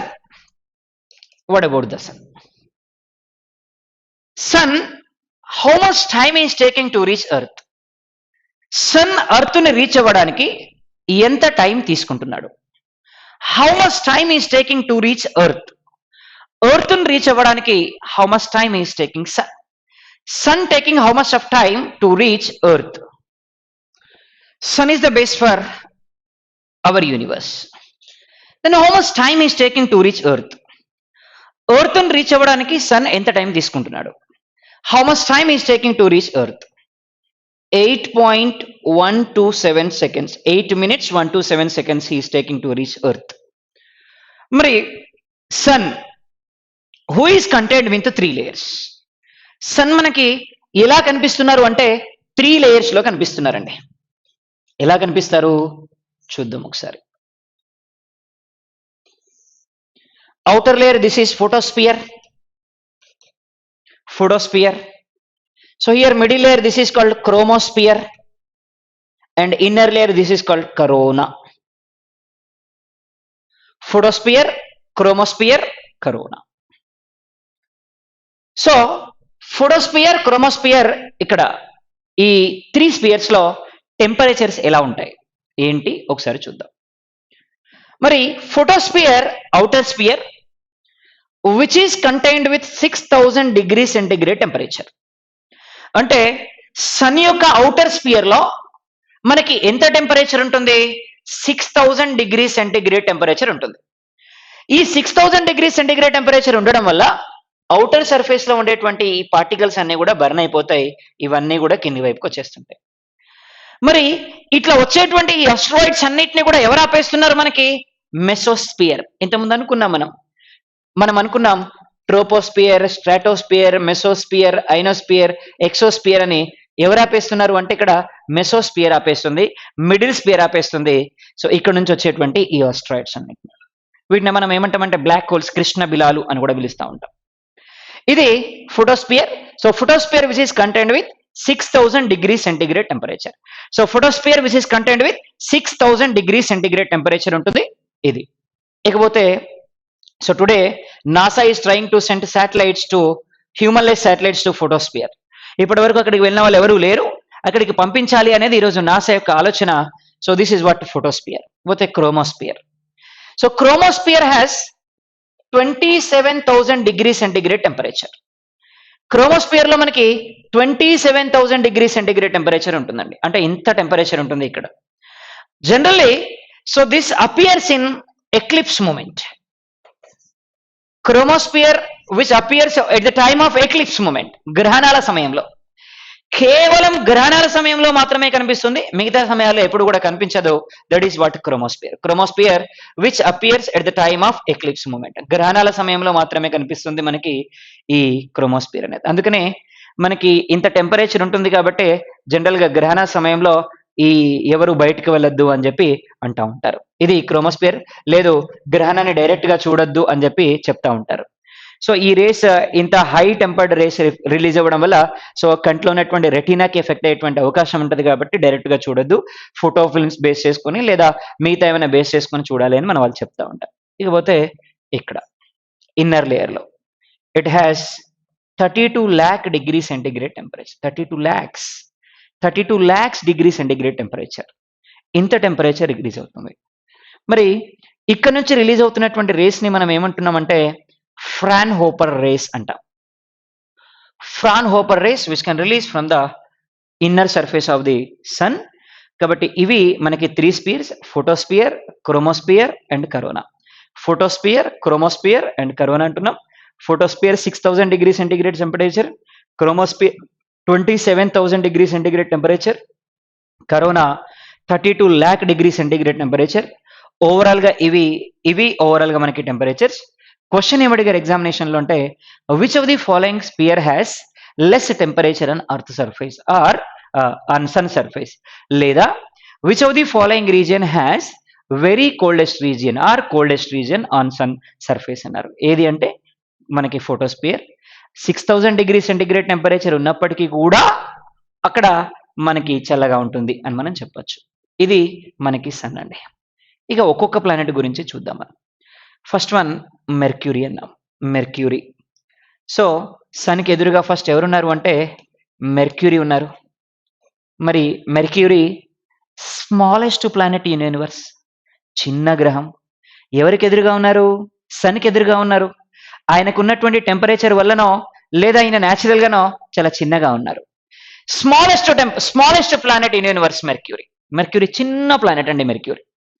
మరి mercury smallest planet in universe. మరి చిన్నగా ఉంటాడు కాబట్టి రొటేషన్ అండ్ రెవల్యూషన్ రెండు ఎక్కువే. Rotation and revolution, rotation and revolution, rotation and revolution both are more for this planet. Then what is meant by rotation? ఏంటి rotation అంటే? ఈయన చుట్టూ ఈయన తిరిగితే, ఆయన చుట్టూ ఆయన తిరిగితే రొటేషన్ అంటారు. ఈయన చుట్టూ తిరుగుతూ మిగతా గ్రహాల చుట్టూ కూడా తిరిగింది అనుకోండి, that is called revolution. So rotation and revolution. So rotation and revolution. IACE to hostel, hostel to IACE, rotation. అట్లా కాకుండా ఐఏసీఈ నుంచి మధ్యలో ఎక్కడికో పోయి మళ్ళీ హాస్టల్కి, హాస్టల్ నుంచి మధ్యలో ఎక్కడికో పోయి మళ్ళీ ఇంటికి, ఇది రెవల్యూషన్. మన చుట్టూ మనం తిరుగుతూ పక్కల చుట్టూ తిరిగితే రెవల్యూషన్. సో ఎవరి చుట్టూ వాళ్ళు తిరిగితే రెవల్యూషన్. కాబట్టి రెండు ఎక్కువ ఈయనకి, సన్నగా స్లిమ్గా చిన్నగా ఉంటాడు కాబట్టి ఈయన rotation and revolution both are more for this planet, Mercury planet. మరి ఈ మెర్క్యూరీ ప్లానెట్ మీద highest temperatural differences recorded. Highest temperatural differences recorded on this planet. ఎందుకంటే సన్ ఎదురుగా వచ్చిందనుకోండి బాగా వేడైపోతాడు, సన్ వేడిననుకోండి బాగా చల్లబడతాడు. Both are recorded on this planet. అందుకే highest temperatural differences which are recorded on this planet Mercury. So అత్యధికంగా టెంపరేచరల్ డిఫరెన్సెస్ రికార్డ్ అవుతాయి ఈయన మీద. ఎవరి మీద అంటే మెర్క్యూరీ మీద. మరి రీజన్ ఏంటి ఒకసారి చూద్దాం. See for example, planets rotating like this on the base of sun. మరి సన్ డైరెక్ట్ గా ఎప్పుడు రిఫ్లెక్ట్ అవుతున్నాడు ఈక్వేటర్ మీద అంటే this is called equator. Equator మీద ఎప్పుడు ఈయన డైరెక్ట్ గా రిఫ్లెక్ట్ అవుతాడు అంటే మార్చ్ 21న ఈయన రొటేషన్ స్టార్ట్ అవుతాడు ఈక్వేటర్ మీద, మార్చ్ 21కి. So he's taking 3 months of time to reach, north pole. North పోల్కి రీచ్ అవ్వడానికి he's taking 3 months of time. So 3 months of టైంలో అంటే మార్చ్, ఏప్రిల్, మే, జూన్కి ఇక్కడికి రీచ్ అవుతాడు. అంటే జూన్ 21కి నార్త్ పోల్కి రీచ్ అవుతున్నాడు ఈయన సన్. అలాగే మళ్ళీ ఈక్వేటర్ మీదకి రావడానికి he's taking 3 months of time. అంటే జూలై, ఆగస్టు, సెప్టెంబర్ 23కి సో ఈయన మళ్ళీ ఎక్కడికి వస్తున్నాడు అంటే ఈక్వేటర్ మీదకి వస్తాడు. అలాగే he's taking 3 months of time to reach south pole. అంటే ఎప్పటికి వస్తాడు? డిసెంబర్ 22 నాటికి ఇక్కడికి రీచ్ అవుతాడు. అంటే March 21st and September 23rd. On these 2 days sun directly reflects on equator. March 21st to September 23rd ఈ 2 రోజుల్లో సన్ డైరెక్ట్ గా ఈక్వేటర్ మీద రిఫ్లెక్ట్ అవుతున్నాడు. అందుకని on these 2 days, March 21st and September 23rd, on these 2 days entire universe day and nights are equal. మొత్తం విశ్వంలో పగలు రాత్రి రెండు సమానంగా ఉంటాయి. So this is called equinox. అందుకే దీన్ని ఏమంటున్నాం మనం? ఈక్వినాక్స్ అంటున్నాం. ఈక్వినాక్స్ అంటాం. So equinox which is effected on these 2 days. So March 21st and September 23rd, on these 2 days entire universe day and nights are equal. ఈ 2 రోజులు ప్రపంచంలో పగలు రాత్రి రెండు సమానంగా ఉంటాయి. సో ఇది మనకి దీన్ని బేస్ చేసుకుని. ఇకపోతే shortest distance and longest distance. మరి సన్ కి ఎర్త్ కి మధ్య ఉండేటువంటి షార్టెస్ట్ డిస్టెన్స్ ని ఏమంటారు? అలాగే లాంగెస్ట్ డిస్టెన్స్ ని ఏమంటారు? పరహేలియన్, అపహేలియన్ అనే వర్డ్స్ మనకి జనరల్ గా మనకి ఇక్కడ వినిపిస్తుంటాయి. వర్డ్స్ పరహేలియన్ అండ్ అపహేలియన్ అనేటువంటి వర్డ్స్ వినిపిస్తాయి. అపహేలియన్ అండ్ పరహేలియన్. పరహేలియన్ అంటే పరిహాసం అంటే ఎవరైతే పక్కన ఉంటారో వాళ్ళతోటి మాత్రమే ఆడడానికి ఛాన్స్ ఉంటుంది. పక్కనే ఉన్నారు అంటే ఏంటి? Shortest distance. అందుకనే shortest distance between sun and earth. Shortest distance between sun and earth is called perihelion. So aphelion means longest distance between sun and earth. So longest distance between sun and earth is called aphelion. Shortest distance between sun and earth is called perihelion. So shortest distance అయితే perihelion, longest distance అయితే అపహేలియన్ అంటున్నాం. So ఇది equinox కానీ, shortest distance కానీ, longest distance కానీ. So మరి shortest distance, longest distance గురించి మాట్లాడినప్పుడు for example March 21st start అవుతున్నాడు అనుకున్నాం. అలాగే సెప్టెంబర్ 23rd రిఫ్లెక్ట్ అవుతున్నాడు అన్నాం ఈక్వేటర్ మీద. సన్ ఇక్కడ నుంచి స్టార్ట్ అయ్యి మళ్ళీ to reach equator is taking 3 months of time. 3 months time తీసుకుంటున్నాడు. ఇక్కడ నుంచి ఇక్కడికి 3 months టైం తీసుకుంటున్నాడు. అగైన్ ఇక్కడ నుంచి ఇక్కడికి ఒక 3 months టైం తీసుకుంటున్నాడు. Totally he's taking 6 months of time to reach again equator. అంటే ఈక్వేటర్ నుంచి స్టార్ట్ అయ్యి ఈక్వేటర్ ని సౌత్ పోల్ లో రీచ్ అవ్వడానికి తీసుకునే టైం ఎంత అంటే 6 months. అప్పుడు ఇక్కడ ఈ 6 months ఇక్కడంతా కూడా ఏమవుతుంది అంటే డే, అప్పుడు ఈ 6 months ఇక్కడంతా కూడా నైట్. మళ్ళీ ఇక్కడ నుంచి స్టార్ట్ అయినప్పుడు ఇక్కడ నుంచి ఈ రీజన్ అంతా కూడా 6 months డే 6 months నైట్. అందుకని పోలార్ రీజియన్స్ లో, ఇన్ పోలార్ రీజియన్స్ లో 6 months day and 6 months night. Polar regions లో 6 months డే ఉంటుంది, 6 months నైట్ ఉంటుంది. 6 months day 6 months night in polar regions. Polar regions లో 6 months day and 6 months night ఉంటుంది. So ఇది మనకి 6 months night 6 months day. అందుకనే sun direct గా reflect అయింది అనుకోండి, అప్పుడు ఈ రీజన్ అంతా కూడా టెంపరేచర్ ఎక్కువ అవుతుంది, ఇక్కడంతా చల్లబడుతుంది. సో ఒకవేళ ఇక్కడ నుంచి ఇటు వచ్చినప్పుడు ఈ రీజన్ అంతా కూడా చల్లబడుతుంది, ఈ రీజన్ లో టెంపరేచర్ వస్తుంది. అందుకనే మెర్క్యూరీలో హైయెస్ట్ టెంపరేచర్ రికార్డ్ అవుతుంది, at the same time least temperature కూడా రికార్డ్ అవుతుంది. So highest temperatural differences recorded in this planet. Highest temperatural differences recorded in this planet. So ఈ ప్లానెట్ మీద మెర్క్యూరీ మీద రికార్డ్ అవుతున్నారు. ఇది మనకి పోలార్ రీజన్స్ లో కానీ ఈ రీజన్స్ లో. మరి దీనికి దగ్గరగా ఉండేటువంటి కంట్రీ ఏది అంటే నార్వే. అందుకే నార్వేని మనం ఏమంటున్నామంటే ల్యాండ్ ఆఫ్ మిడ్ నైట్స్ అని అంటాం. అర్ధరాత్రి సూర్యుడు ఉదయించేటువంటి దేశం అంటున్నాం, ల్యాండ్ ఆఫ్ మిడ్ నైట్స్ అని అంటున్నాం మనకి నార్వే అనేటువంటి కంట్రీ. సో ఈయన మెర్క్యూరీ అండి. సో ఇకపోతే మెర్క్యూరీ తర్వాత ఉన్నటువంటి ప్లానెట్ ఎవరంటే వీనస్. వీనస్ నే మనం వీనస్ అంటున్నాం. మరి వీనస్ అంటున్నాం, వీనస్ గురించి చూద్దాం. వీనస్ శుక్రుడు, శుక్ర మహర్దశ అంటాం, శుక్రుడు వీనస్ శుక్రుడు. మరి all other planets in universe which are going to be rotate in anti clock wise direction. Planets అన్ని కూడా ఎలా రొటేట్ అవుతున్నాయి? యాంటీ క్లాక్ వైజ్ డైరెక్షన్ లో రొటేట్ అవుతాయి, ఇలా రొటేట్ అవుతున్నాయి. అంటే వెస్టర్న్ డైరెక్షన్ నుంచి ఈస్టర్న్ డైరెక్షన్ కి ఇలా యాంటీ క్లాక్ వైజ్ డైరెక్షన్ లో రొటేట్ అవుతున్నాయి, except Uranus and Venus. Uranus and Venus తప్ప remaining all other planets rotates around rotates in anti clock wise direction. మరి యూనస్ and Venus and Uranus these two planets rotates in clock wise direction. ఇలా east నుంచి west కి రొటేట్ అవుతున్నారు. So వీళ్ళిద్దరు మాత్రం ఈస్ట్ నుంచి వెస్ట్ కి ఇలా రొటేట్ అవుతున్నారు. Remaining all other planets rotates in opposite direction, anti clock wise direction లో రొటేట్ అవుతున్నారు. సో ఇది మనకి వీనస్. అందుకని వీనస్ దగ్గర sun rises on western direction. Remaining Uranus Venus తప్ప మిగతా అన్ని ప్లానెట్స్ మీద sun rises in eastern direction except Venus and Uranus. On these two planets sun rises on western direction.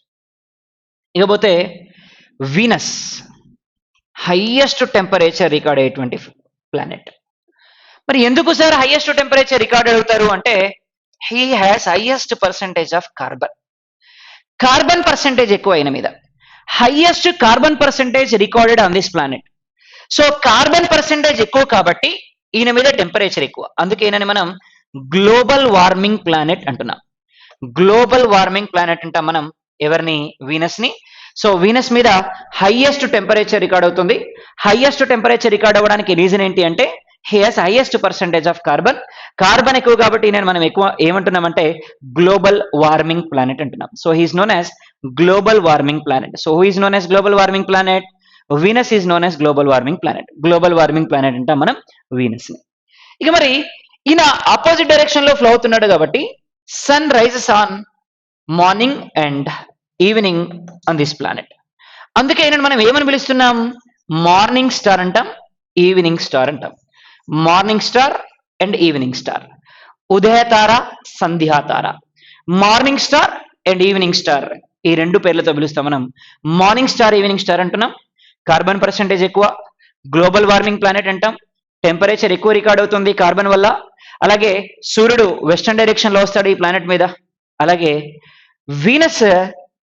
Venus ని ఏమని పిలుస్తున్నారు? Romans use to call this planet as god of beauty. God of beauty అంటారండి ఈ planet ని. అందానికి అధిదేవుడట ఆయన. అందుకే Romans use to call this planet as god of beauty. God of beauty అంటారు మనకి వీనస్ ని. అలాగే మెర్క్యూరీని గాడ్ ఆఫ్ స్కిల్ అంటారు రోమన్స్. గాడ్ ఆఫ్ స్కిల్, నైపుణ్యానికి అధిదేవుడు ఎవరు అంటే మెర్క్యూరీ. అందానికి అధిదేవుడు ఎవరు అంటే శుక్రుడు, వీనస్. పోతే నెక్స్ట్ ప్లానెట్ వచ్చి మనకి ఎర్త్ అండి, ఎర్త్ మరి భూమి. So already we know he is known as blue planet. ఈయననే మనం బ్లూ ప్లానెట్ అంటున్నాం. Then why we are calling is blue planet? ఎందుకు మరి ఈయనని మనం బ్లూ ప్లానెట్ అని పిలుస్తున్నాం? Why we are calling this planet as blue planet అంటే he has highest water content. So water content ఎక్కువగా ఉన్నది కాబట్టి ఈయనని మనం ఏమంటున్నామంటే బ్లూ ప్లానెట్ అంటున్నాం. Earth is known as blue planet. మరి హైయెస్ట్ డెన్సిటీ ఉన్నటువంటి ప్లానెట్ కూడా ఈయననే. డెన్సిటీ ఎక్కువగా ఉన్నటువంటి ప్లానెట్ ఈయననే. ఇందాక మెర్క్యూరీ గురించి మనం ఇంకొక మాట చెప్పాలి. మెర్క్యూరీని మనం ఏమంటామంటే ట్విన్ సిస్టర్ ఆఫ్ ఎర్త్ అని పిలుస్తున్నాం. ఈ రెండింటిని కవల గ్రహాలు అంటారు. బికాస్ వీనస్ ఇలా రొటేట్ అవుతూ ఉంటాడు, ఎర్త్ ఇలా రొటేట్ అవుతుంటాడు. సో ఇలా రొటేట్ అవుతూ ఉంటారు. అందుకని అప్పుడప్పుడు కలుసుకుంటారు వీళ్ళిద్దరు. అందుకే వీళ్ళిద్దరికి సిమిలర్ క్వాలిటీస్ ఉన్నాయి. అందుకే ట్విన్ ప్లానెట్ ఆఫ్ ఎర్త్ అని వీనస్ ని పిలుస్తున్నాం మనం. సో వీనస్ ని కవల గ్రహం అంటాం మనం ఎర్త్ కి. సో ఇక్కడ డెన్సిటీ ఎక్కువ ఉన్నటువంటి ప్లానెట్ ఎవరంటే so earth has highest density. మరి ఎర్త్ కు ఉన్నటువంటి ఒకే ఒక్క satellite, so only satellite for earth moon. Only satellite for earth. ఒకసారి మనం మూన్ గురించి చూద్దామండి. మూన్ మరి first people who went to the moon, చంద్రుడి మీదకి వెళ్ళినటువంటి ఫస్ట్ పీపుల్ నీల్ ఆర్మ్స్ట్రాంగ్,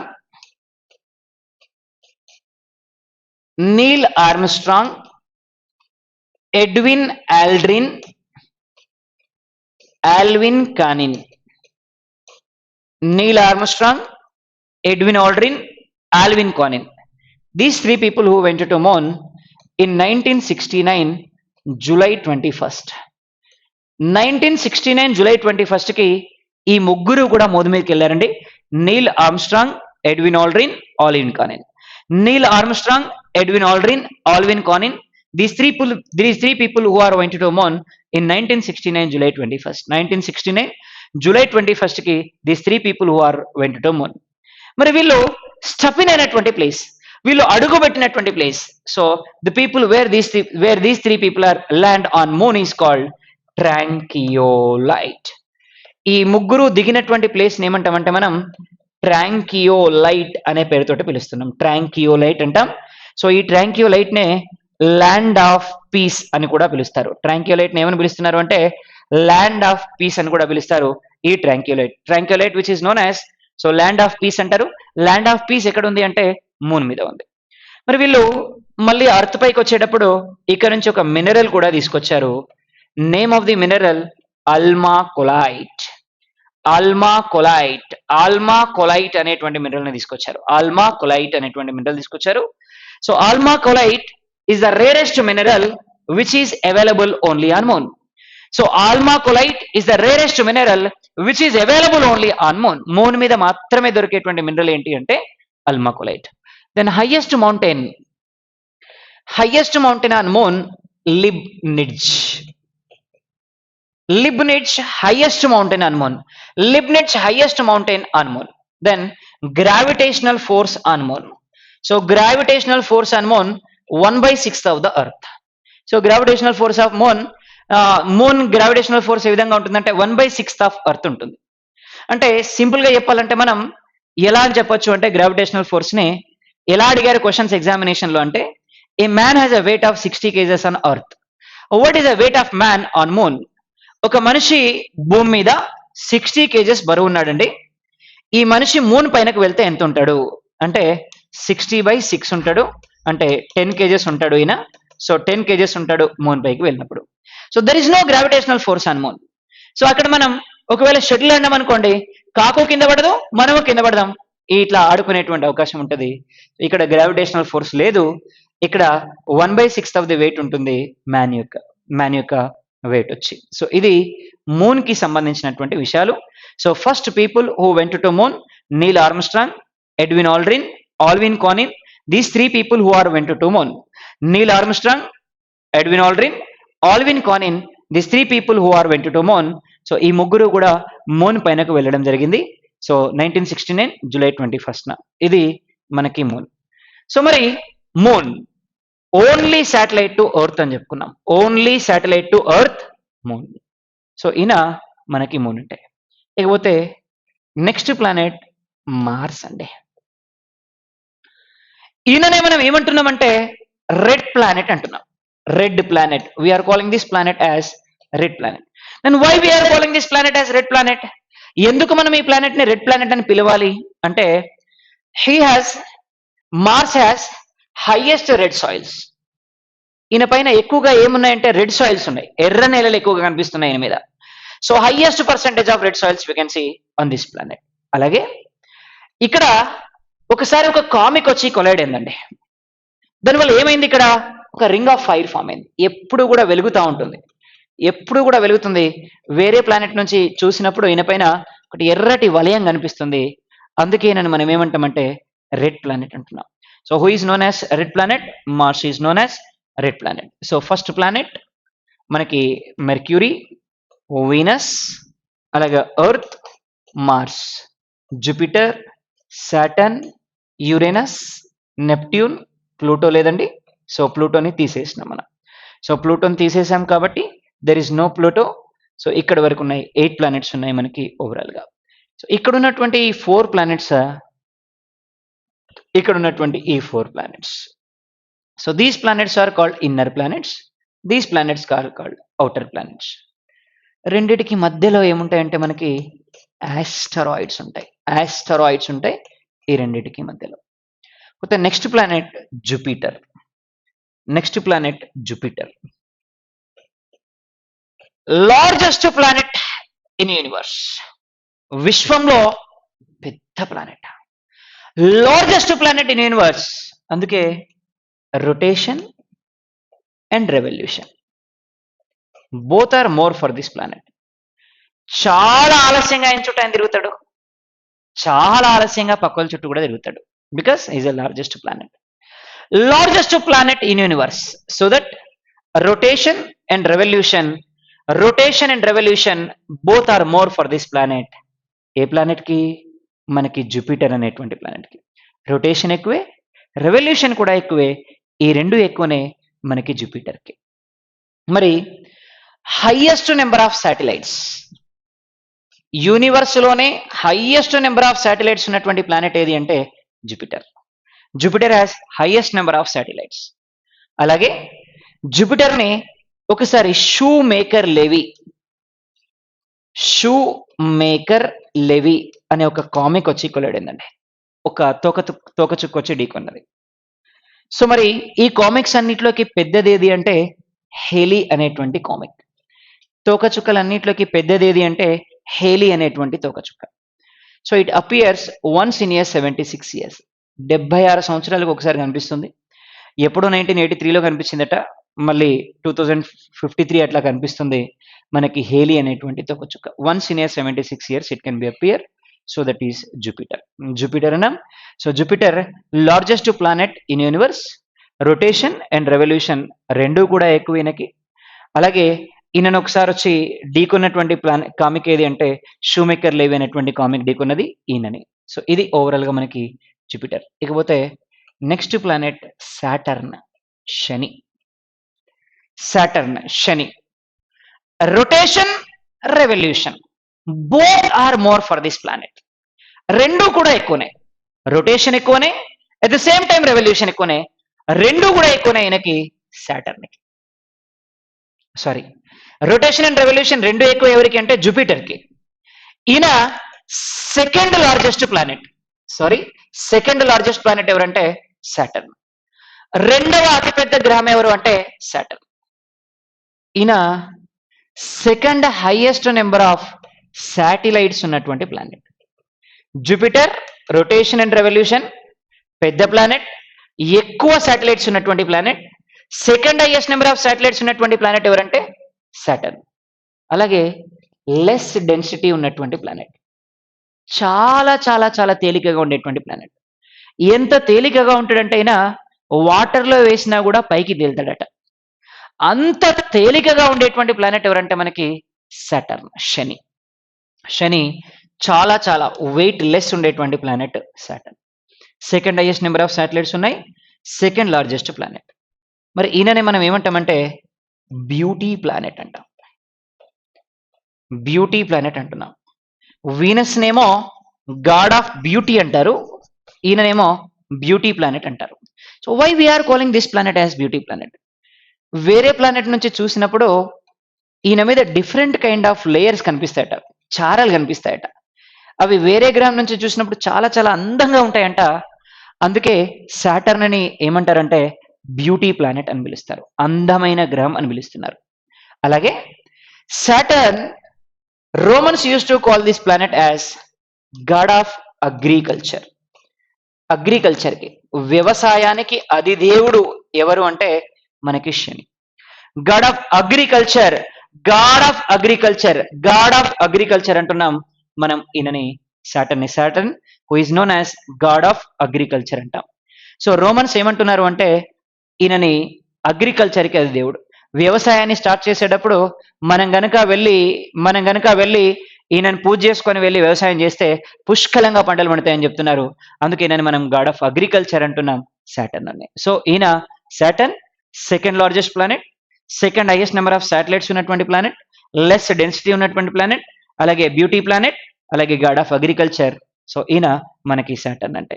ఇకపోతే next one Uranus. Uranus already we know about him. He rotates in which direction? He rotates in opposite direction. అందరూ anti clock wise direction లో తిరిగితే ఈయన మాత్రం clock wise direction లో తిరుగుతాడు. అందుకే ఈయన మీద కూడా సన్ ఎక్కడొస్తాడు? వెస్టర్న్ డైరెక్షన్ లో వస్తాడు. Sun rises on western direction, sun rises on western direction. Uranus మీద సన్ ఎక్కడ వస్తున్నాడు అంటే వెస్టర్న్ డైరెక్షన్ లో వస్తున్నాడు. వెస్టర్న్ డైరెక్షన్ లో వస్తున్నాడు sun, sun rises on western direction, sun rises on western direction మీద వస్తున్నాడు మనకి సన్. మరి ఈయననే మనం గ్రీన్ ప్లానెట్ అని పిలుస్తున్నాం. కాస్తో కూస్తో గ్రీనరీ కనిపిస్తుంది మనకి ఈయన మీద, అందుకే మనం ఈయనని ఏమంటున్నామంటే గ్రీనరీ ప్లానెట్ అని పిలుస్తున్నాం. So he is known as greenery planet. So greenery planet అంటున్నాం మనం ఎవరిని అంటే ఈయనని, యురేనస్ ని. సో ఇది మనకి యురేనస్ ఓవరాల్ గా. So next one Neptune.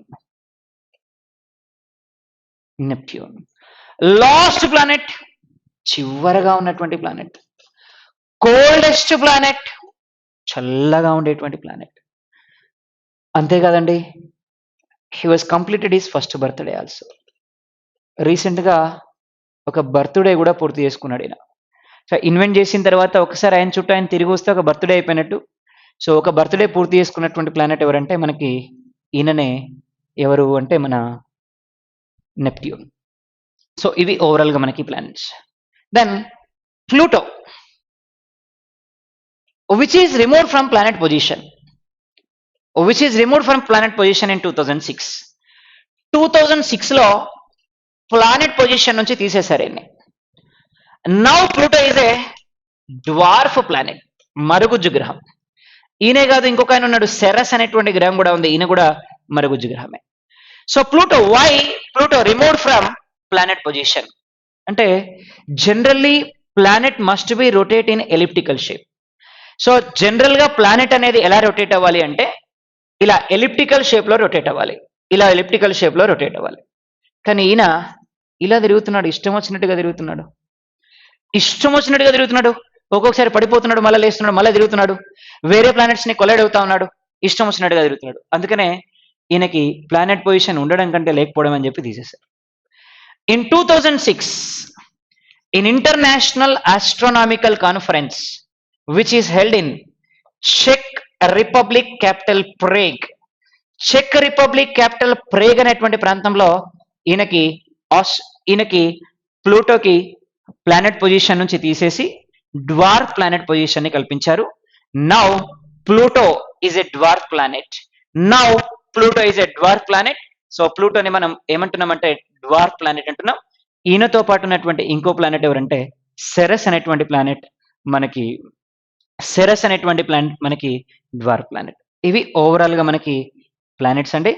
So ఏమేమున్నాయంటే line గా క్వశ్చన్స్ ఏమడిగారు ప్రీవియస్ ఎగ్జామినేషన్స్ లో అంటే ఒకసారి చూద్దాం. So which of the following planet is the largest planet in universe? So what is the largest planet in universe? Jupiter is the largest planet in universe. So which of the following planet is known as beauty planet అన్నారు. ఏ గ్రహాన్ని beauty planet అంటారు అంటే మనకి Saturn ని beauty planet అంటారు. అలాగే god of beauty అని Romans ఏ planet ని పిలుస్తారు అంటే వీనస్ ని గాడ్ ఆఫ్ బ్యూటీ అని పిలుస్తారు. సో ఇది ప్రీవియస్ ఎగ్జామ్ లో అడిగిన క్వశ్చన్. ఇంకా ఏమడిగారు క్వశ్చన్ అంటే, so which of the following comic can be appear once in year 76 years? 76 ఏళ్ళకు ఒకసారి కనిపించేటువంటి కామిక్ ఏది, తోకచుక్క ఏది అంటే మనకి 76 years కి ఒకసారి కనిపిస్తుంది మనకి హేలీ. సో హేలీ అనేటువంటి తోకచుక్క once in year 76 years it can be appear. So ఇది మనకి హేలీ అనేటువంటి తోకచుక్క.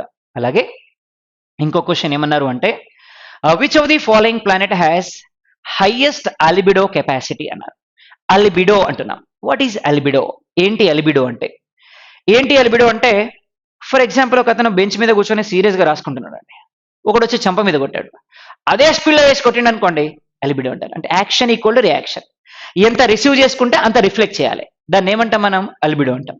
అంటే సన్ నుంచి ఎంత రేస్ ని ఎంత రిసీవ్ చేసుకుంటే అంత రిఫ్లెక్ట్ చేయగలిగితే దాన్నే మనం ఏమంటామంటే అలిబిడో అంటున్నాం. మరి అలిబిడో కెపాసిటీ, హైయెస్ట్ అలిబిడో కెపాసిటీ ఎవరికి ఎక్కువ ఉంటుంది? కార్బన్ పర్సెంటేజ్ ఎవరి మీద అయితే ఎక్కువ ఉంటుందో వాళ్ళకి ఎక్కువ ఉంటుంది. మరి కార్బన్ పర్సెంటేజ్ ఎవరి మీద ఎక్కువ? వీనస్ మీద ఎక్కువ. అందుకే అలిబిడో కెపాసిటీ ఎవరికి ఎక్కువ? Venus. Venus has highest albedo capacity. Venus కి అత్యధికంగా అలిబిడో కెపాసిటీ ఉంది అండి. Albedo capacity. So what is albedo capacity?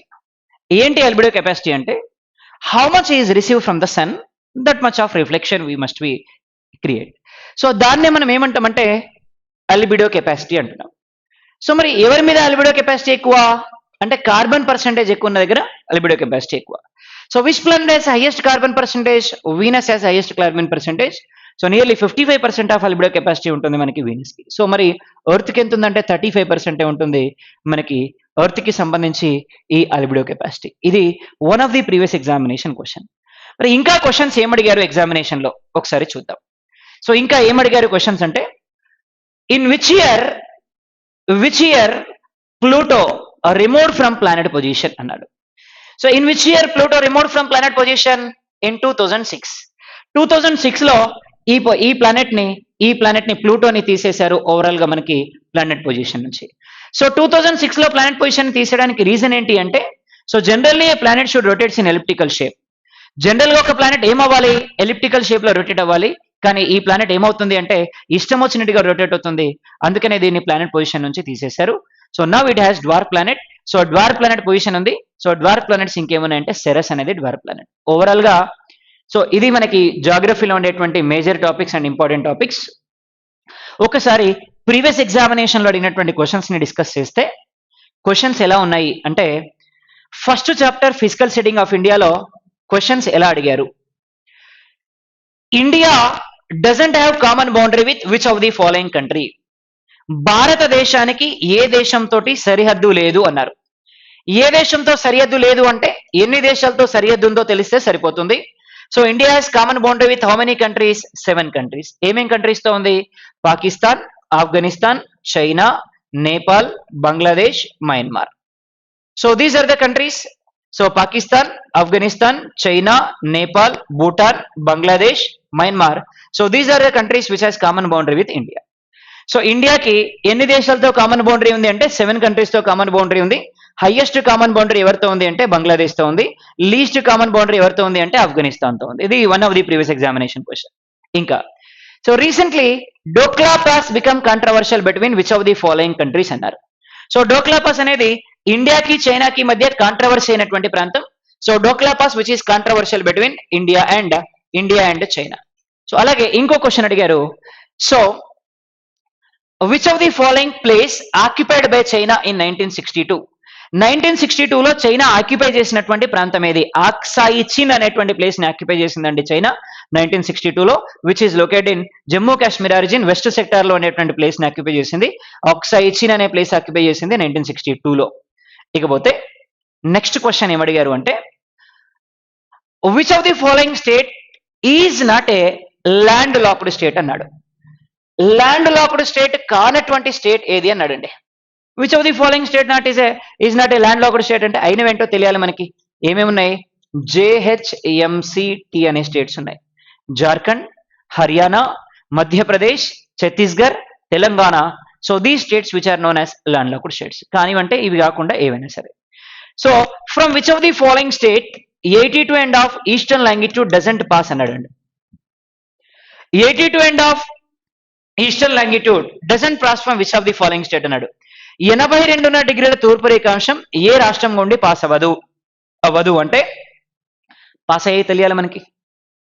First one Uttar Pradesh నుంచి పాస్ అవుతుంది, Madhya Pradesh, Chhattisgarh, Odisha, Andhra Pradesh, one union territory that is Puducherry. యూపీలో అయితే మిర్జాపూర్ నుంచి, మధ్యప్రదేశ్ జబల్పూర్ నుంచి, ఛత్తీస్గఢ్ రాయ్పూర్ నుండి, ఒడిషా కోరాపుట్ నుంచి, ఆంధ్రప్రదేశ్ కాకినాడ నుంచి, పుదుచ్చేరి యానాం నుండి పాస్ అవుతుంది. So this is what 82.5 eastern longitude. So one more question, from which of the following state 23.5 Tropic of Cancer doesn't pass అన్నారు. 23.5 ట్రాపిక్ ఆఫ్ క్యాన్సర్ పాస్ అవ్వనటువంటి స్టేట్ ఏది? పాస్ అయ్యే ఏంటో తెలియాలి మనకి. గుజరాత్ కానీ, Rajasthan, Madhya Pradesh, Chhattisgarh, Jharkhand, West Bengal, Tripura, Mizoram. So these are the states which is passed by 23.5 Tropic of Cancer. అంటే maximum of the questions ఎలా అడుగుతున్నారు అంటే నెగిటివ్ బేస్లో అడుగుతున్నారు. పాస్ అవ్వంది ఏంటి అంటున్నాడు. సో పాస్ అవ్వంది ఏంటి అన్నాడంటే డెఫినెట్గా ఏం తెలియాలి మనకి? పాస్ అయ్యే ఏంటో తెలియాలి. అలాగే రివర్స్ కి ట్రిబ్యూటరీస్ ఇస్తున్నాడు. Which of the following is not belongs to the same river అంటున్నాడు. For example Ganga. So which of the following tributary is not a left tributary of Ganga అంటున్నాడు. సో అంటే డెఫినెట్ గా మనకి ఏం తెలియాలి? లెఫ్ట్ ట్రిబ్యూటరీ ఆఫ్ గంగా తెలియాలి. So ఏమున్నాయి left tributaries of Ganga అంటే గండక్, కాళీ, గాగ్రా, కోసి ఇవి ఉన్నాయి. సో గండక్, కాళీ, గాగ్రా, కోసి ట్రిబ్యూటరీస్ ఉన్నాయండి. ఇవి left tributaries of Ganga. So ఇలాంటి క్వశ్చన్స్ ఎగ్జామినేషన్ లో మేజర్లీ కాంట్రవర్సీస్ ని బేస్ చేసుకుని. సో జీలం పైన మనం కిషన్ గంగా అనే ప్రాజెక్ట్ ని కన్స్ట్రక్షన్ చేశాం. So Kishan Ganga project controversial between which of the following states అన్నాడు. Kishan Ganga controversial between India and Pakistan అని చెప్తున్నాం. So Teesta controversial between India and Bangladesh అంటున్నాం. అలాగే Baglihar project is controversial between India and Bangladesh అన్నాం. Babli project controversial between which of the following states అన్నారు. Telangana and Maharashtra. So అలాగే Almatti dam controversial between అన్నాడు. So Karnataka and మన తెలంగాణ స్టేట్, ఈ రెండు స్టేట్స్ కి controversy. Mulla Periyar controversial between అన్నాడు. Kerala and Tamil Nadu state. అలాగే కావేరీ కాంట్రవర్షియల్ బిట్వీన్ అన్నాడు. So Kaveri controversial between Tamil Nadu and Karnataka state. ఇలాంటివి కాంట్రవర్షియల్ ఇష్యూస్ ని బేసిక్ గా ఫోకస్ చేస్తున్నాడు ఎగ్జామినేషన్ లో. సో ఓవరాల్ గా మనకి ఈ అన్నిట్లోకి కూడా ఫిజికల్ సెట్టింగ్ ఆఫ్ ఇండియా అనేది చాలా చాలా ఇంపార్టెంట్. తర్వాత సెంట్రల్ లెవెల్ ఎగ్జామినేషన్స్ లో అయితే rivers and projects, physical setting of India, ఇంకా industries and minerals, forest and bio reserves definite గా మనకి ఎగ్జామినేషన్ లో అడగడానికి క్వశ్చన్స్ ఛాన్స్ ఉంది. సో ఇది ఓవరాల్ గా మనకి జియోగ్రఫీకి సంబంధించినటువంటి మొత్తం టాపిక్స్ అండి. Thank you.